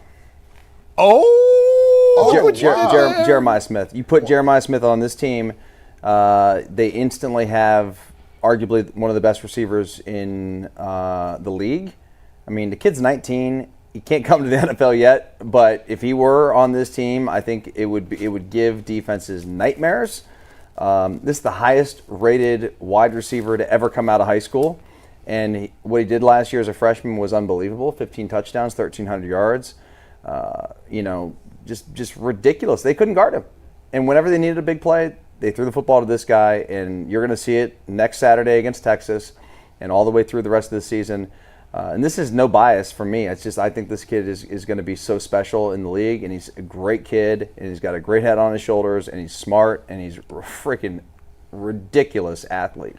And the Browns don't have a weapon like this on offense. You said Jamar Chase, and that's a great one too. I mean, we're both on the same vein. Yeah, I'm going with the younger kid. You're going with somebody who's established in this league. This guy will be the top receiver in the NFL You already in 2 years. So you already saying that he's better than Marvin Harrison? Oh yeah. That's crazy. And I can't even argue. And that's what's so wild. Because we just said that, right? We just said Marvin, and then now I remember when Garrett Wilson was there, I was like, man, he's really nice. And then here comes Marv. And I was like, I never seen, like, I covered Ohio State for 10 years. I never covered a receiver like that. And now, like, they just keep finding these dudes and raising the bar. I'm not saying Garrett Wilson was in that all-time great category. He's pretty good. And then you see Marv on top of him, and then Jeremiah Smith on top of that. Yeah, because they had Olave, and it was like, oh, Olave's a nice player. McLaurin's decent too, huh? JSN is Terry McLaurin? Yeah, Terry McLaurin is pretty good, man. And then they was like, no, those were all cool. Did you see the video of over the weekend of his autograph signing? Yes. Absurd. Totally. I mean, thousands, plural, thousands of people waiting for his autograph at a store. Yeah, or and something. And good for him that he can make money now because he you guys used to have to wait till after the bowl game for that. And he can't be in the league yet because of the stupid rule. But I mean, he's making 4.2 in NIL per year, roughly. I don't want to get off track. No, we get off track because we got Guardians next, and it's not big until we have Quincy. So we got a few minutes. I want to bring it back, but we can get off track to bring it back. I am shocked that the NFL has been able to keep these guys out for 3 years. Like, agreed. I thought Maurice would win, and he did temporarily. Yeah. It's amazing. It's amazing that they have not been able to topple this. You should be able to go in the NFL anytime you want. Why can't you? Because they like their free minor league system. It's unbelievable. Because it weeds a lot of different things out. Think about it like this. Quinshon Judkins had nothing on him, right?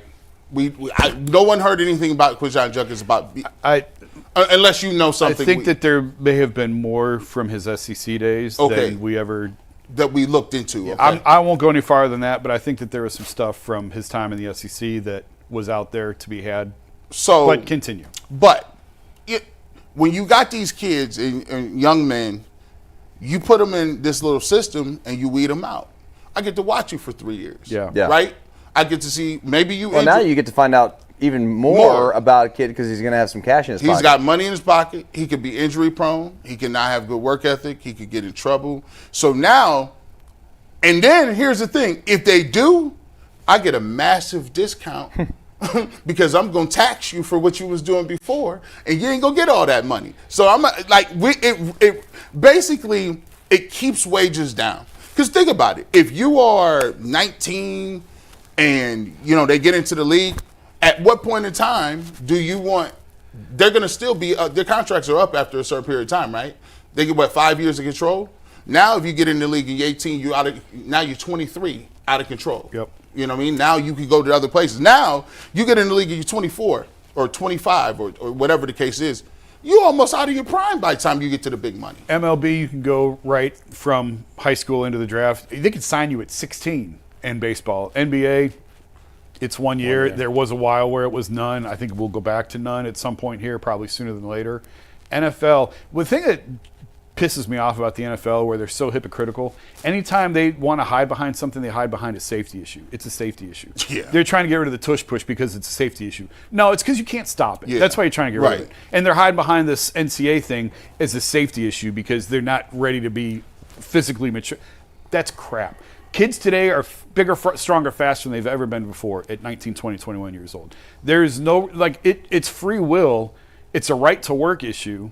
You should be allowed if you want to go straight from high school to the NFL, that's your prerogative. And if they don't draft you, well, then I guess you made a mistake. Right. By all be it. But that's on you to make that decision. I just can't believe that with all the advancements we've made in all these different areas, that the NFL has still been able to hide this game of you have to be 3 years removed from your high school class to play in the NFL. It's absurd. I mean, they do.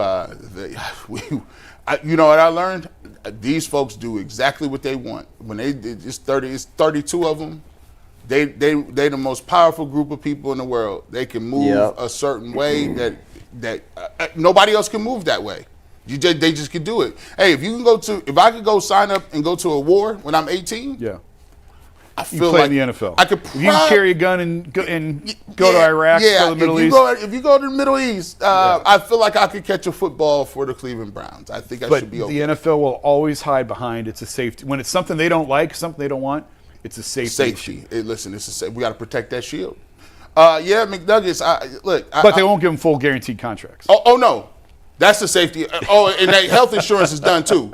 The health insurance, we gonna get you. Look, Dustin, Man, don't it's get okay. me started, brother. It's okay. Don't get me started, brother. It's okay. It's not your fault. So, G. Bush, I put in the chat, I put a poll in the chat with your three options to which non-quarterback would you think give the Browns the best chance to make the playoffs if they were to be added to the roster. And this is one of the closest polls we've ever had. All three answers got legitimate traction. In third place, with 30% of the vote, third place, Micah Parsons. In second place with 32% of the vote, Jamar Chase. With 38% of the vote, Jeremiah Smith. The Buckeyes, Dustin's wild card. The Buckeyes are alive and well in the chat.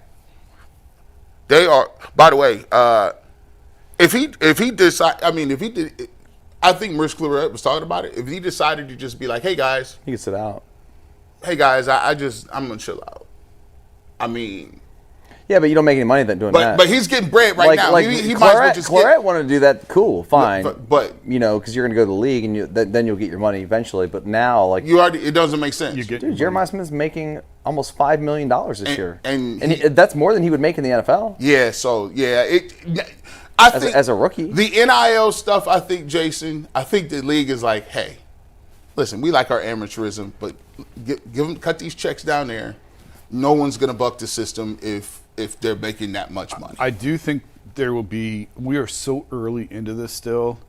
I do think that there will be a course correction. Like Tyvis is one to talk about this. He obviously lived that world. I don't know that they're going to keep. How are these people getting a return on their money? I always ask, what is the return on investment as a company now this is name, image, likeness, right? Yeah.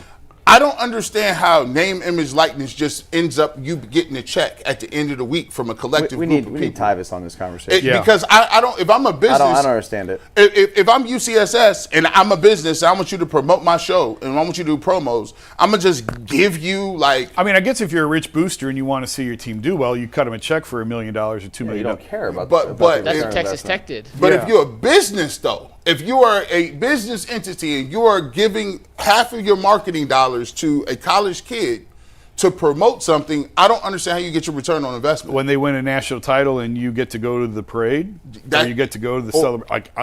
That's why I think that there will be a correction and the prices are going to come down. But to Mike's point, what Mike just said, I remember telling you I thought Urban Meyer should look at A&M or like A&M and Texas Tech with all that oil money down there. How are they not spending $50 million a year in NIL? And how long until one of them? Well, Texas Tech did it this summer. My buddy Shehan Jararaja, who works for CBS Sports, wrote an entire article on how Texas Tech has there's one oil billionaire that wanted to see Texas Tech football get back into the That's swing exactly of things. what I'm. Yeah. And they had the top portal class in the country this summer, Jason.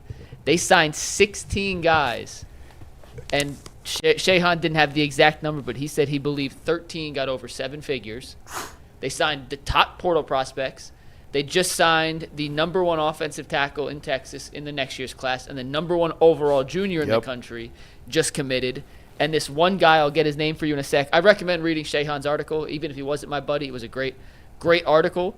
How this one Texas Tech alum mega billionaire is literally self-funding their entire NIL situation. It just felt like only a matter of time before. Like we've seen You need some a salary cap at some point, right? Yeah. Well, we've seen teams. His name's Cody Campbell, by the way. I said, Cody dang, Cody Kessler came into some oil money? But we've seen teams emerge over the last 10 years that were never football powers before. So I think it's only a matter of time before Texas Tech or Texas A&M or one of these oil teams becomes a player in college football. Like Boone Pickens, like from Oklahoma State.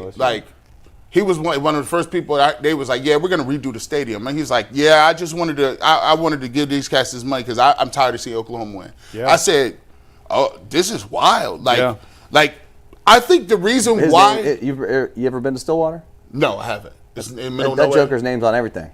That's crazy. T. Boone Pickens. Everything. I think the problem why these guys don't Pickens get on good, every other road, man. It's like that guy has got some cash. I think Is he dead now? Or is he still alive? I think he was old when he was doing it. I think he passed away. Okay. I'll double check. There is the reason why some of those teams still don't win is because we just talked about it for a whole half a show. You can get all the NIL dudes at D-line if you want to. Who's your NIL quarterback? Like, in college football, it's even worse than the pros. Like, if you get a quarterback, you can guarantee yourself to get 9-10 wins just off a quarterback, and you don't even have nothing around him. You pay him enough, you'll get the top quarterback if you pay him enough. So Arch Manning's making 6.1 or 6.2 at Texas. And this would probably not ever happen with him specifically because he wants to play Texas and play at a big school, and he's a Manning.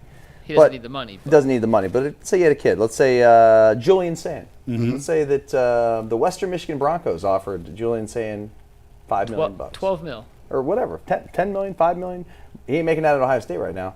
So let's say they offered him $10 million. To go, would Western Michigan, they'd win the MAC. Yes. They'd be in the playoff. And the coach is going to get a job somewhere else. And he's, that's how it is, though. That's how it is. Like, that is how devastating a quarterback can be. Like, look, hey, Rourke went to Indiana, and they went to the playoff. They went to the playoff. Yep. And they just got Fernando Mendoza out of Cal, who's a potential first-round pick in the upcoming draft. So, if you have a quarterback, it's what you got to spend the most on, but that is the most important position in the game. All right, guys, we got Quincy Carrier coming on in about 13 minutes. Before we do that, we need to tell you about not Yahoo Fantasy, Steve, about FanDuel, which means I had the wrong read pulled up. August 26th is officially FanDuel Futures Day. It's a brand new holiday for football fans who live for bold predictions and preseason hunches. For just 24 hours, FanDuel is giving you deals on NFL season predictions. So whether you're calling your MVP shot, eyeing a division winner, or ready to crown your Super Bowl champ before Week 1 even kicks off, this is your moment. Visit the FanDuel app today and start planning your futures bets now because Futures Day is a one day only event. FanDuel, play your game when you want it on America's #1 sportsbook. Guys, the Guardians lost last night to the Arizona Diamondbacks. The rubber matches tonight, and they have Parker Messick, the team's #1 pitching prospect, set to make his major league debut tonight. Jason, what can you tell us about Parker Messick and what fans can expect from the Guardians' top pitching prospect? I think he's here for the rest of the year. It's a good audition for him to see what he can do. They optioned down Joey Cantillo, who was struggling to throw strikes. I still like Cantillo for the long term, but I don't think this is a short-term move. This is a big, they're right on the verge. I think the division is probably gone. They're 8 out, I think, now. And we were talking earlier, if you can get it to 3 going to September, you got a race. Well, it's going the other way now. Yeah. They lost 4 or 5, Sweet. swept by the Braves. Last night, another disappointing performance from Tanner Bybee, who's just not had a good year at all. So now, Messick's sort of in that C.J. Kafis class. Wasn't a top prospect, I don't think. I wasn't really familiar with his name at the start of the year and just kind of emerged throughout the season, had a really good year in the minors. You see the numbers there, 119 strikeouts in 98 innings is really good. So we'll see. It's a big spot. It's a big game. I think they're 3 games out of the wild card now, and it just feels like it's starting to slip away. There's a bunch of teams locked together. Kansas City leaped them yesterday. I think that just happened yesterday. I think Kansas City was behind them. So we'll see, but it's not looking good. I was just really disappointed last night in Bobby's performance. Yeah, he hasn't looked good all year, and especially him being the ace, supposedly the ace. On this Messick guy, is he? What is his? What is his build? What's his DNA? Like, is he a power pitcher? Is he a guy that has a multitude of pitches? I don't know his pitch mix. I should have looked it up. I don't know his pitch mix, but I mean, if you're striking out in AAA, if you're striking out 120 guys in 98 innings, you've got swing and miss stuff. I have his scout grades, Jason. I'll read you the grades if you want to explain what the scale means. Yeah. He has a 50 fastball. That's average. According to MLB.com in his prospect ranking. A 50 slider. Average. And a 60 changeup. Better. So changeup's his best pitch. He's a fastball slider, changeup guy. Yeah. His control is at a 50 and his overall is at a 45. So he's average. Don't play. Well, and he was a second-round pick in 2022. Yeah, I don't think he's not. He's their top pitching prospect. He's not a top pitching prospect in baseball, if that makes sense. Go break break that down. I see that. He's There's their levels. He's their 12th ranked overall. The Guardians' 12th ranked overall prospect. And technically, he's not their top-rated pitching prospect. Stefan, the guy they traded. They just got him. And Braylon Dougherty, who's a high school kid they just drafted. They're technically ahead of him, but they're so far away from being major league ready. Yeah, and rankings differ. Baseball America, MLB.com, our guy Keith Law at The Athletic. They all have their flavors that they like. So, I mean, Messick will be an option in the rotation next year moving forward. John Means could be an option here. He's on a rehab assignment, could be back soon. So they've got some other options to look at. I mean, Gavin got hit around the other night, but he's been better of late. He's been really good of late. Bobby's just having a weird year. And the troubling thing, I think, with him, if you go back and you look at his rookie year, he's progressively gotten worse every year. Strikeouts are down a little bit this year, which, again, I don't mind that as much because I felt like he was kind of getting high pitch counts because he was chasing strikeouts. But when the ERA is up as much as it is, his ERA has climbed significantly from his rookie year until now his third year. It just feels like as more as there's a scouting report on him, teams are getting more and more familiar with him, and he's going to have to – it's a big offseason for him. He's already got the big contract, so how big of an offseason could it really be? The money's in the bank. But if he wants to be the type of pitcher – I mean, he was second in Rookie of the Year voting a couple of years ago. Yeah. But, again, in terms of ranking – Espino was always the top guy, and he's had nothing but injuries, and he's just now starting to get on a throwing program again. And then it was always Gavin Williams, number 2, and Bybee was always supposed to be number 3. He just emerged with a terrific rookie year, and it feels like the league's starting to figure him out. We've talked about it before. He's kind of fiddled a little bit with his arm angle this year, with his arm slot, with some of his pitch mix. This is a big winner for him, I think. I mean, we still got 6 weeks left, and they're still in the playoff race for right now, but as he goes into this winter, I think this is a big winner for him to sort of figure out what works for him and what doesn't. Dustin, is this time to see the young dudes? Yeah. Is this the? Yeah, I think so. Okay. I think so. I mean, it's what do we got to lose? I mean, Carlos Santana was back in the lineup again last night. The day after Kafis hit a home run, Jason. I know they're going to do it. It drives me absolutely nuts. Kafis and Manzardo were both out. Why did they do this? Bull goes nuts about it. I don't. It's worse this year. I think the platoon splits this year. I don't have the numbers to back this up, but watching it feels worse than it's ever been. And I just wonder if this is we talked about it with the Yankees, or Clint Frazier's talked about it with the Yankees about how it's front office driven. A lot of the lineup decisions that they make in New York comes from the front office, and Boone just takes the bullets for it. I have to at least wonder if something like that is going on here, and Tito just was a meat shield for a number of years and was strong enough to push back on that and say, no, we're not doing that. But it doesn't. I mean, Austin, he came through. Austin Hedges is up with 2 guys on, down 2 runs in the 8th inning yesterday. Cephas is on the bench and they let Hedges hit. Now he delivered RBI single because I was trying to go to bed early last night and it didn't work. I couldn't sleep, so I got up and I flipped the game on and watched a few. And I mean, I couldn't believe Hedges is at the plate. You could have pinch hit Bo Naylor for him. I'd rather have Naylor up there than Hedges in that situation. Cephas is still on the bench. You could have pinch hit Cephas. And they let Hedges hit, but he delivered with the single, so you can't kill him for that. But just the process, yeah, it gets you.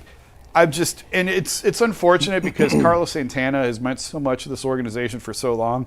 I am so sick of seeing Carlos Santana. I mean, he's been here 7-8 times, 7-8 years apiece. He's the best defensive first baseman they have. So okay, fine. I want to see CJ Cephas and Kyle Manzardo in the lineup every day. Yeah, every day. That's the difficult part about it because there's a technical baseball aspect of it, but then there's an aspect of it like, guys, what are we doing here, man? We kind of just talked about this with football.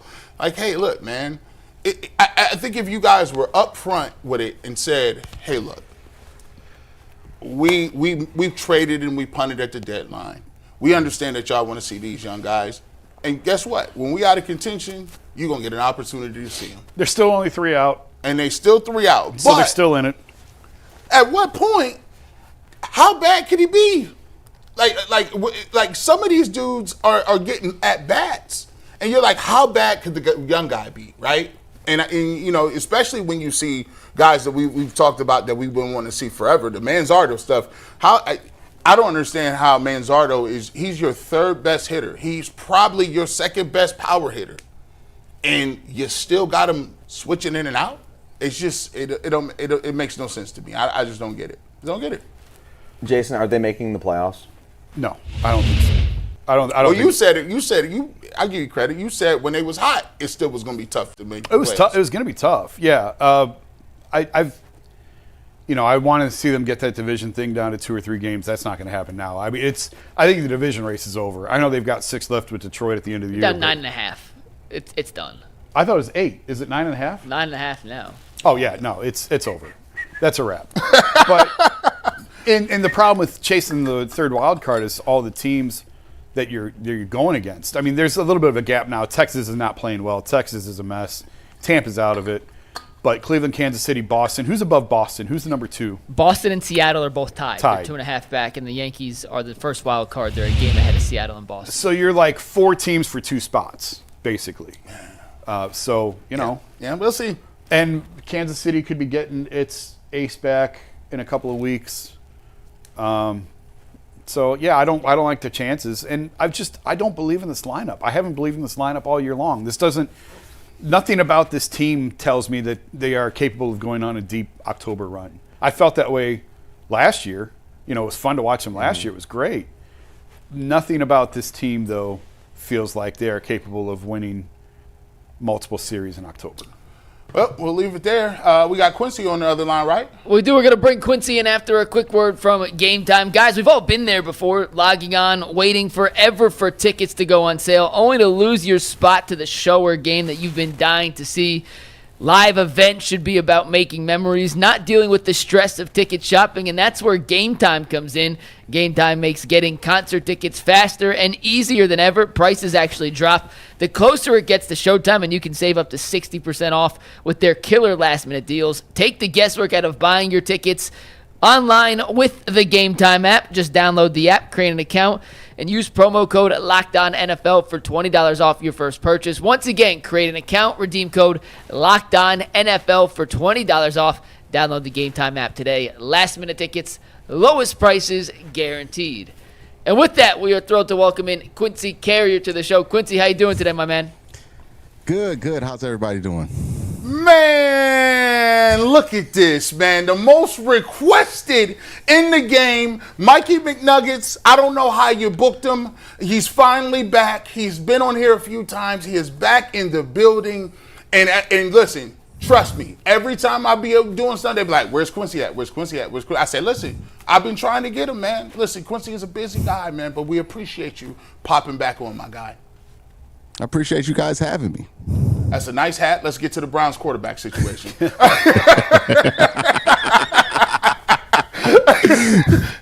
like so far, obviously you got the Shedeur Sanders. He played, and then you got Dillon Gabriel, and then they named Joe Flacco. Let me ask you this to just start off, man. What have you thought about the competition in general, and what do you think the plan was going into it prior to the competition? I've always felt like the plan was we got Joe Flacco, we got Kenny Pickett. Those are primarily going to be the two guys competing for the starting job. And the idea would be, hey, if Kenny can look better than what we know Joe Flacco to be, then Kenny takes the job. But if Kenny can't outperform that, then, it's going to go to Joe. Obviously, Kenny didn't even really compete because he got injured so early in camp. And Joe got to go out there and demonstrate he still can do some of the stuff that he did in 2023. So the job ended up going to him. I think this kind of went as planned. As far as the whole competition goes, look, when you have a four-way competition, the expectations are always going to be low at quarterback.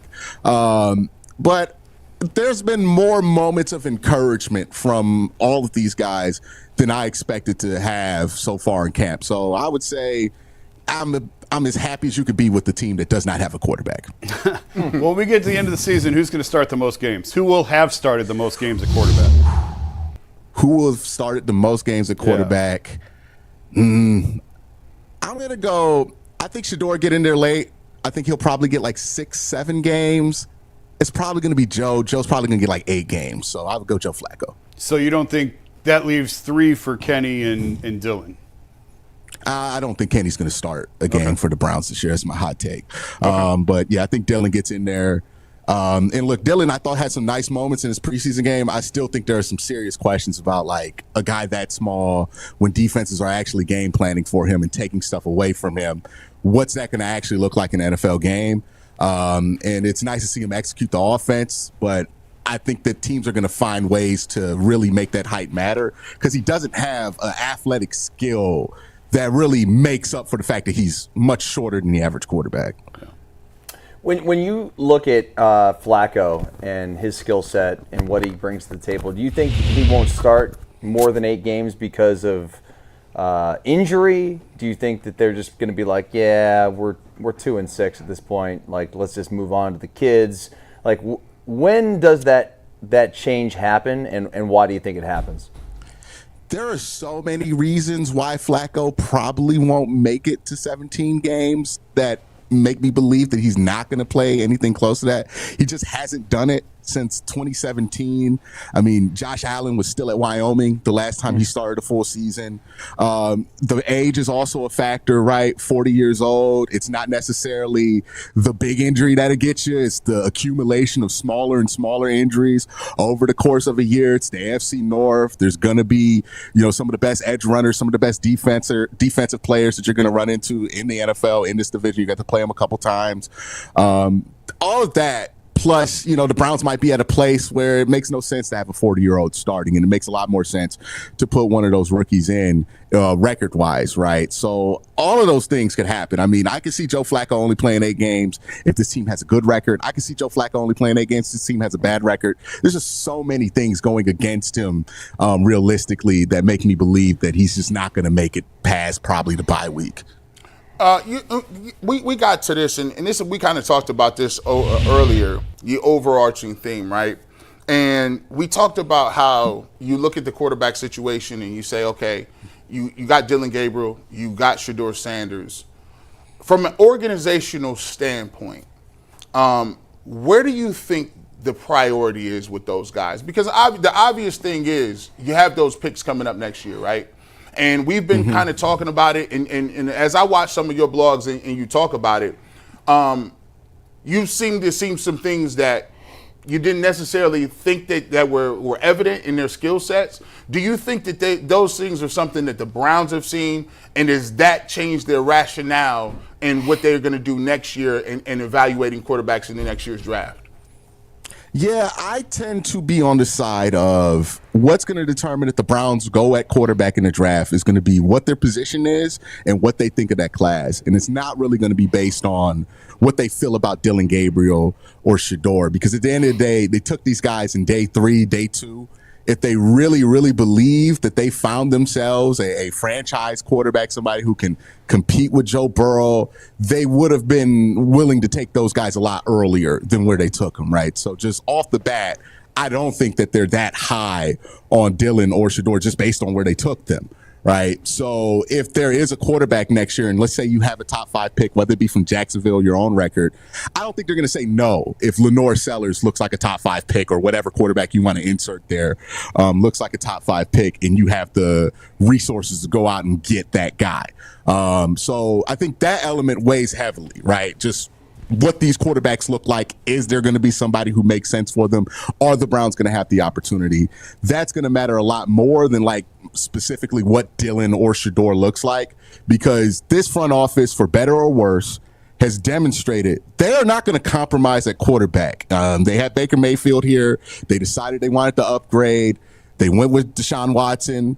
There's a bunch of different theories on why that decision was made, but that was the basis behind it. We need to get better at quarterback. We need to be elite in this conference to compete. And they're going to pursue that no matter what. And if they thought Dillon was elite, if they thought Shedeur was an elite prospect, they would have took him at the top of the draft, right? So that kind of tells me where they're at. And I know a lot of people are like, hey, you got to see these guys to make a decision on what you want to do at quarterback. I think these guys and what they do this year has a lot less to do with what they do at quarterback at the top of the draft than what we're assuming. Quincy, the offense in general, we've spent a lot of time obviously talking about the quarterbacks, just the offense in general. What is the strength of this offense, do you think, and is it dependent on who the quarterback is? I think they really want the strength to be through the offensive line, the run game. And we've seen some good stuff so far in the preseason from the Browns offensive line, the Browns run game. We haven't seen the first team out there yet, obviously, but you heard good things in joint practices. So I think that's really where they want their strength to be at.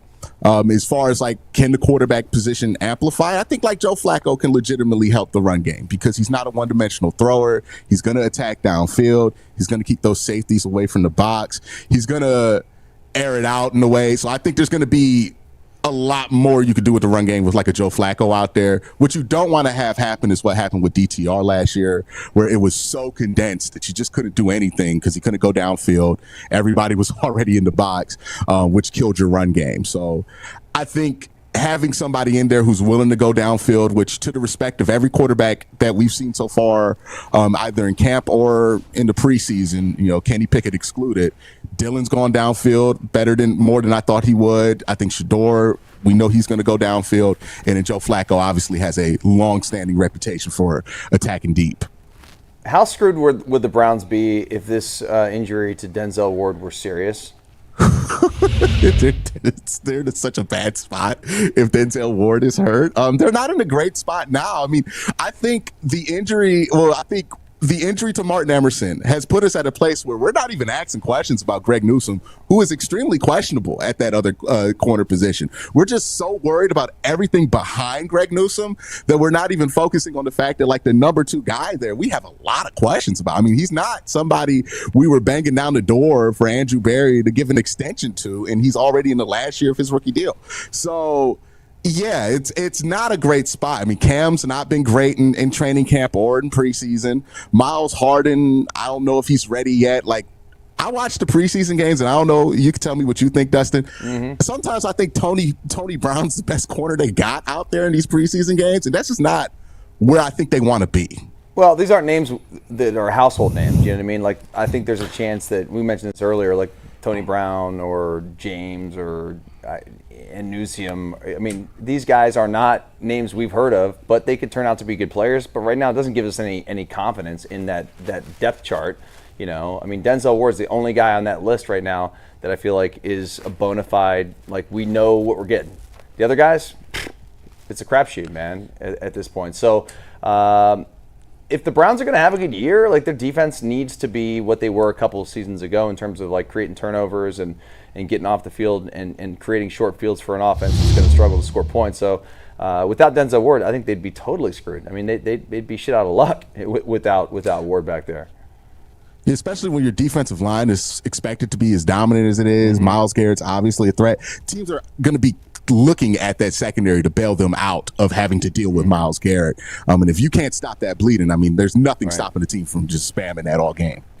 All right, so yeah, let's get to this, man. We want to do. I got something in my mind called the Nasty Work Award, and we're going to figure out which one of these guys you feel has the best capabilities of putting some nasty work out, giving multiple reps with ones or playing time. I'm going to go to first. Cedric Tillman. We're using nasty as a positive, right? No. This is bad work. This is not. This is bad. Okay, this so is you not say good. this is gross. Nah, okay. yeah. Like, what are you doing? Right. Deontay Johnson, Cedric Tillman, Zach Zenner. Which one of them got to give you? Because I have not been impressed by none of those three right now, and I'm confused by it. I think Deontay Johnson's the guy that you have to go with. I mean, he's already put some pretty nasty work on tape here. Week 1 wasn't really good for him. I thought week 2 was slightly better. I mean, I thought the interception was more on him, but then watching all 22, it was less on him. It was more on the tight end. It's just been pretty underwhelming, and I think the thing that makes it worse is that this is a former All-Pro, and we were sold on the idea that the only thing that you have to worry about with Deontay, right, was would he get along with the coaching staff and the team, right? Like, he was supposed to be ready-made as this player, and we're not seeing that guy that used to be in Pittsburgh, that guy who used to be a Pro Bowler. We're seeing somebody who, sometimes you question the effort, sometimes you question how much he really wants to be there. The one-on-ones are really the only times that I've seen him really shine in camp, but like this team setting stuff, it has not been what you've expected for somebody who's a former All-Pro and has been primarily going up against second team units all off season. Like, he just has not looked like that guy. And I think that's nasty right there, right? Cedric Tillman, we'll see what that looks like. I think he put up some promising work last year when he got the ball after the Deshaun Watson injury. And then who's the other guy? Zach Zenner? Yeah. You put out Zach Zenner. I've not been as down on Zach Zenner as other people have been. So I think Deontay's is one that stands out to me the most, and I would put like Cam Mitchell in there as number 2. Yeah, I forgot his name. Yeah, I would put him at 2 because it's his goal line work. Tyvis was breaking down really quickly. What do you expect from Isaiah Bond? What were your thoughts on him coming out of college? Do you think he'll be an impact guy sooner rather than later on the offensive side? Expectations are based off of like what you use to get a player. And I think the fact that the Browns didn't have to use a draft pick on Isaiah Bond makes it a lot more friendly that they're going to get him. Like, I think he is somebody who is going to remember Travis Benjamin. Like, he's that type of player, right? At best. If you draft that guy in the 3rd round, you're going to be pretty disappointed because you're expecting him to be able to develop into like a 1 or 2 receiver. But you get that guy, $3 million guaranteed, didn't spend a draft pick for him, still was able to get who you wanted in the 3rd round in Harold Fainin.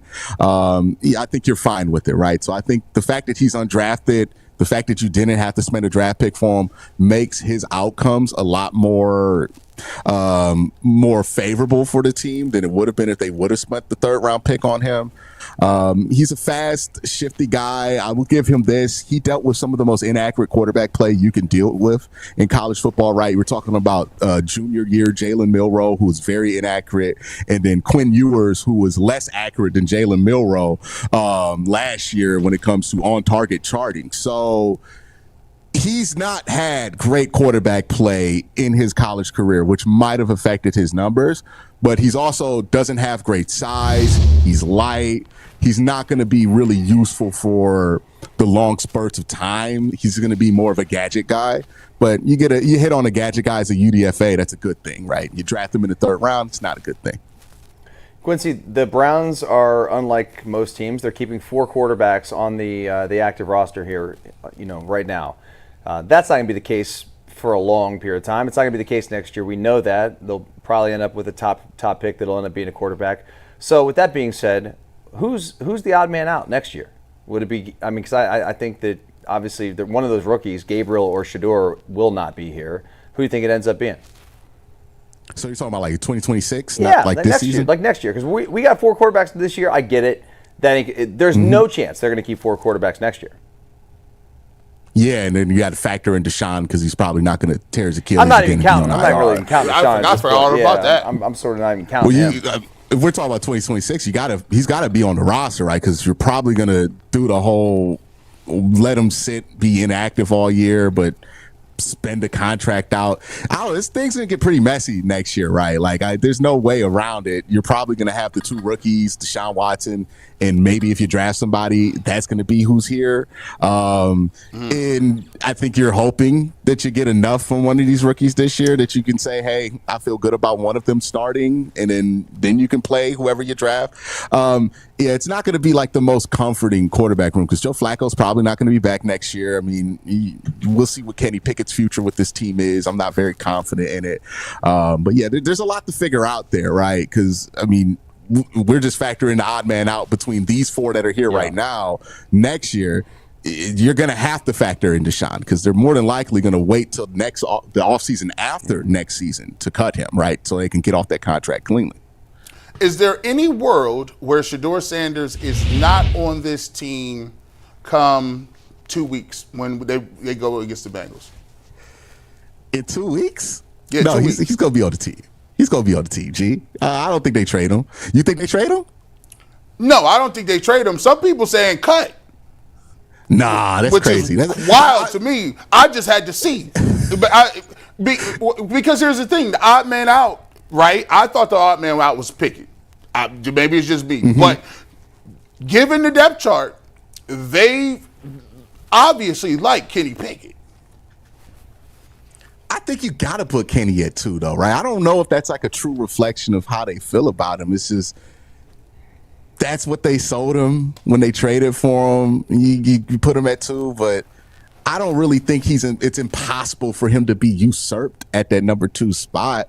I mean, he hasn't practiced at all. They seem pretty comfortable running a good amount of the offense with Dillon Gabriel. They've even given Dillon those like first team reps at times. I really wouldn't be surprised if Dillon ends up being the backup week 1, if that like had to be how things broke out. I think Kenny is much more vulnerable than I guess like some people think, other people think, because I think he's clearly the odd man out in my eyes. And maybe that's just hating because I've never been a Kenny Pickett fan, but I'm with you. I've been well documented. Like I got thousands of blogs documented. I'm just asking. I just want to get you. I want to get you on the record for it because I don't see it. I don't see it. I think Dillon's the backup if Pickett's hamstring isn't ready. Then I think Dillon's the backup, which is entirely possible. I don't know. I don't know how far along he is in the progression of health with the hamstring because it kind of sounded to me like it was severe when it first happened, and then I was told like he's making great progress, and now here we are all these weeks later, and he's still not back yet. So obviously it was pretty severe to begin with. Yeah, I thought he did 11 on 11s yesterday, but it's. I think Kenny's whole opportunity here when he got traded here was like, hey, you're going to get the bulk of reps in training camp to prove that you can be a starter. And I'm like, I don't know what you do with him with the fact that you got a pretty much an incomplete grade from him in training camp. Like, do you just hang on to him for like half the season and see what he looks like while you're trying to win games with Joe Flacco? It just seems like, a lost investment here if you're the Browns. Like, just eat the 5th round pick. Maybe you could recoup like a 6th round next year if you could trade him. If you can't trade him, then like try to squeeze him on the practice squad if nobody claims him on waivers. But I think you just got to take the L here on Kenny Pickett if you're the Browns. The same way that like Philadelphia's probably taking that L on DTR as well. DTR looked. Oh boy. He looked familiar. That's what he looked like. Looked terrible. Yeah. Is that the worst player you ever gave a nickname to, G? Yeah, he's probably Haagen-Dazs. That was the Haagen-Dazs got a starting job with Arizona. what's his name? Froholt? Froholt. Yeah. I named the Haagen-Dazs, but he starts now. But Quincy, man, we appreciate you, man. It's good to see Mike, you. you had one? Yeah, Quincy, real quick before we let ahead. you go. The Browns, obviously their win projection on all these sports books is 4.5, 5.5. Are you higher on the Browns this season than the outside perspective is? Do you think this could be a playoff team? Why'd you think I don't think it could be a playoff team. But I think there's a lot of room between the over on that 4.5 and 5 in the playoffs. I think they are a 7-win, maybe if they get good field goal kicking, decent quarterback play, 8-9 win team. But yeah, I don't think they're as bad as everybody thinks they are, but I'm not going to be so optimistic on this team that I think they're going to make the playoffs because, like, you know, they got a lot of inconsistent, like, they got a lot of points of inconsistency on offense that you just can't ignore, right? The run game, have no idea what these running backs are going to look like. You're relying on a really old offensive line to power that run game, and your quarterback is 40 and is not the most consistent guy to begin with. And then, like, the other thing, the secret about this whole team is, like, hey, man, Dustin Hopkins, I have no idea if he's good anymore, right? Like, and for a team that's going to live on the margins, like the Cleveland Browns are trying to live on the margins this year, the field goal kicking is going to swing you a game or two, right? We see this in Pittsburgh every year. Chris Boswell is one of the best kickers in the league. That keeps them afloat every year. So, yeah, they got so many inconsistencies in those key areas. I can't comfortably predict they go over 500, but I do think that they have enough talent on this team to be at least a 7-win team. Quincy, thanks, man. Appreciate you, man. As always, make sure you go check out his YouTube channel. He's the rational version of G. Bush. You have a good one. Thank you guys for having me on. Thanks, Quincy Carrier. Quincy Carrier. You can find him on Twitter, on YouTube, anywhere you devour Browns content. You can find Quincy and his channel. He does a basketball podcast with Q and Cole, by the way. Which Yeah. Good listen. All right, guys, we got some super chats to wrap up today's show. Got a bunch. We've had the most super chats in a week we've ever had by far. And it's already Wednesday. Only Wednesday. So shout out to you guys. First one comes from Brody's Bottom Line, who says, if the Browns start Kenny, Kevin will lose the locker room. Do you guys think that's the case? Start him now? Depends on how he plays. Hey, that's the disclaimer, because listen, this is reality TV. You come out there 1 week, you thought it was bad last year. It can get real ugly in here. It depends on how you play. All right. Via Hernando 1 says, the Browns need to trade for Andy Dalton to complete the discarded AFC North quarterback box set. That's pretty good. That is was why. good. And Andy Dalton looked trash against when we played the Panthers. Cole's been calling for Andy Dalton in Cleveland For weeks. years. For weeks. He wanted him like, last on year. top of it, he's like, get Andy Dalton in here. Red Rifle. No. Yoshi Dose 2006 says, wide receivers. Flacco throws the most beautiful ball I've ever caught. Defensive backs. Flacco throws the most beautiful ball I've ever caught. Fans. Flacco makes me drink. That was funny. I like that one. That was dope. I like that. Vernell Jackson says the Browns hierarchy are a bunch of cowards for not playing Shedeur and keeping him fourth on the depth chart. Same They're old not Browns. cowards. They don't think he's as good. They may be wrong. They might be wrong. They don't think he's as good. If they thought he was good, they'd play him. Here's what's going to have to happen. We'll give you this. Somebody's going to have to get hurt. Somebody's going to have to play terrible. And then he's going to have to come in and throw for like 300 four games in a row. And then they may be like, oh, well, we might got something here. But other than that, like, you see what the work is like right now. Come on, bro. That's just what it is. Next one, Brody's Bottom Line says, and I'm not quite sure what this is referring to, but this is why the Browns are the laughing stock of the NFL. I mean, there's a lot to pick from with that one. Yeah, we could hold a gambit of that. Sean Philpott says, saying that Kevin loves Dillon proves to me that there is either a split between Berry and Stefanski on Sanders, or that Sanders was a Jimmy Haslam pick. I already told you what I thought. Listen, they had a plan. It don't add up. Like when we were saying which one of these doesn't belong in this picture. When we used to play those bar games where you say, "Why is this out of kilter?" You hit the point. You'd be like, "That pick don't make no sense." Which one? The Shedeur pick didn't make sense. Yeah. That was because they're telling you how they feel about it right now. Because any other organization, by we're gonna move this, we're gonna move this around. They telling you. Listen to what they're saying, what they're doing. Watch what not they're what doing. they're saying. Don't listen to what they're saying. Watch what they're doing. I like that. Nice. All right, next one. Brad Schrack. I believe I pronounced him that. Schrack. Says it doesn't matter. None of the quarterbacks currently on this roster are Super Bowl caliber anyway, so they will draft the first franchise quarterback they can get their hands on. Well, Kenny Pickett was in the Super Bowl last year. That's Yeah. all I know. Joe Flacco won a Super Bowl. Joe Flacco won the Super Bowl. Nobody MVP. thought Jalen Hurts was winning no Super Bowl. They told him to move to fullback. Yeah. Jay Visual says, Jason, would you still feel like it's a wasted? Let me rephrase. Start over. I read that wrong. Jay Visual says, Jason, would you still feel like it's wasted snaps if Joe is winning games for us? Yes, because you're not winning the Super Bowl. And that's what you're in here for. You're in here to get closer and closer and closer to winning the Super Bowl, and Joe winning games takes you further and further away from the opportunity to get the quarterback you want. I think one of the worst things that this sucks to say. Say for instance, Joe Flacco just went and they made it all the way to the first round. They lost in the first round. You saw Like they did 2 years ago with Joe Flacco? Yeah, they lost. You saw no rookies. You saw nothing, and then you have these picks, and now you have these picks. And now you don't even have a good Now pick. you're like 18 and 21. And now you're looking, and you're like, Well, now what? well, the rookies are still rookies because they didn't play. Yeah. Joe's not going to be here because he's on a one-year deal. Kenny won't be here either. And now you have an 18 pick and a 22 pick. And you're like, maybe we can get a guard. Vernell Jackson says, can we just fire this regime already? I'm sick of Barry and Stefanski. Name a quarterback Kevin developed. Sub 500 record, trash. Okay. They are not firing this regime. They're not firing it. Yes, they're not going to do it. You don't trade down from 2 to 5 and get a pick for your Bro. quarterback in the following draft when you're worried about your job. Man, when they came out there and they talked about it, the first thing they said was, hey, man, I know y'all want to ask these questions about the team, but this stadium, I'm going to tell you what, bro, this is beautiful. Y'all ain't going to ask me nothing about that? I said, damn, this is crazy.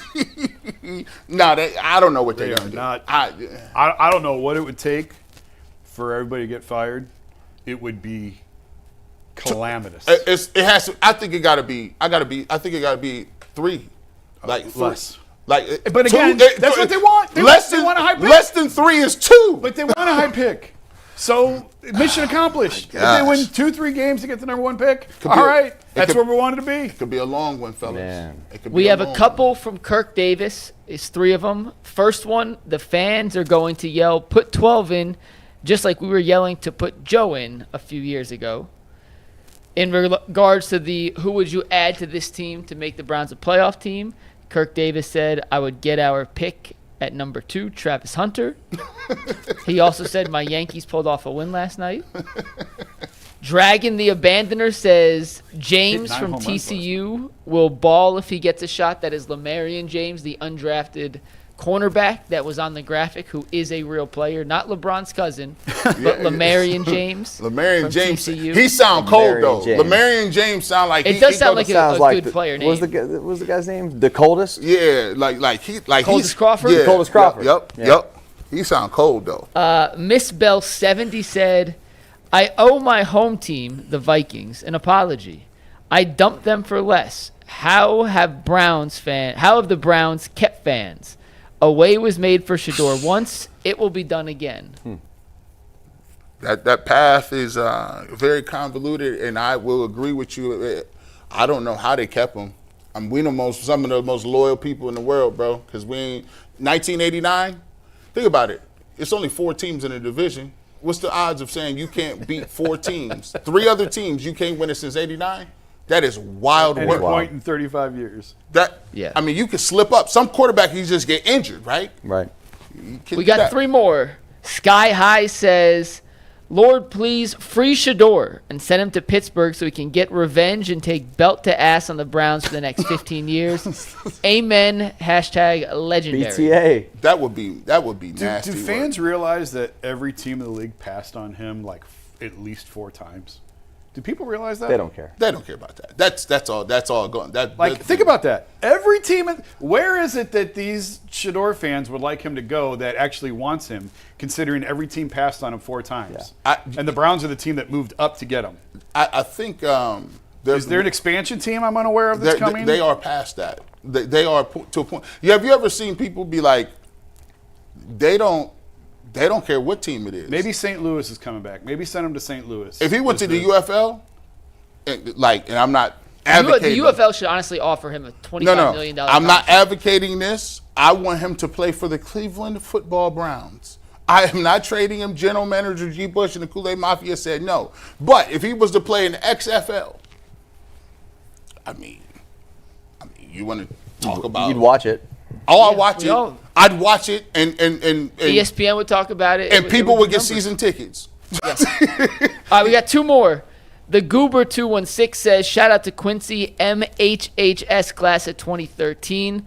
And can we bet the FanDuel, the over-under on the Browns on the FanDuel app? Yes, you can. Yes. And last one, Brody's bottom line says, G. Bush, what would you think my cousin, the great BSK, would say about the Browns? The great BSK would say the Cleveland football. Big sports kahuna. Big sports schooner would say, well, this is not my Cleveland Browns. My Cleveland Browns in the 60s won multiple championships, and the Cleveland Browns can't get out of their own way.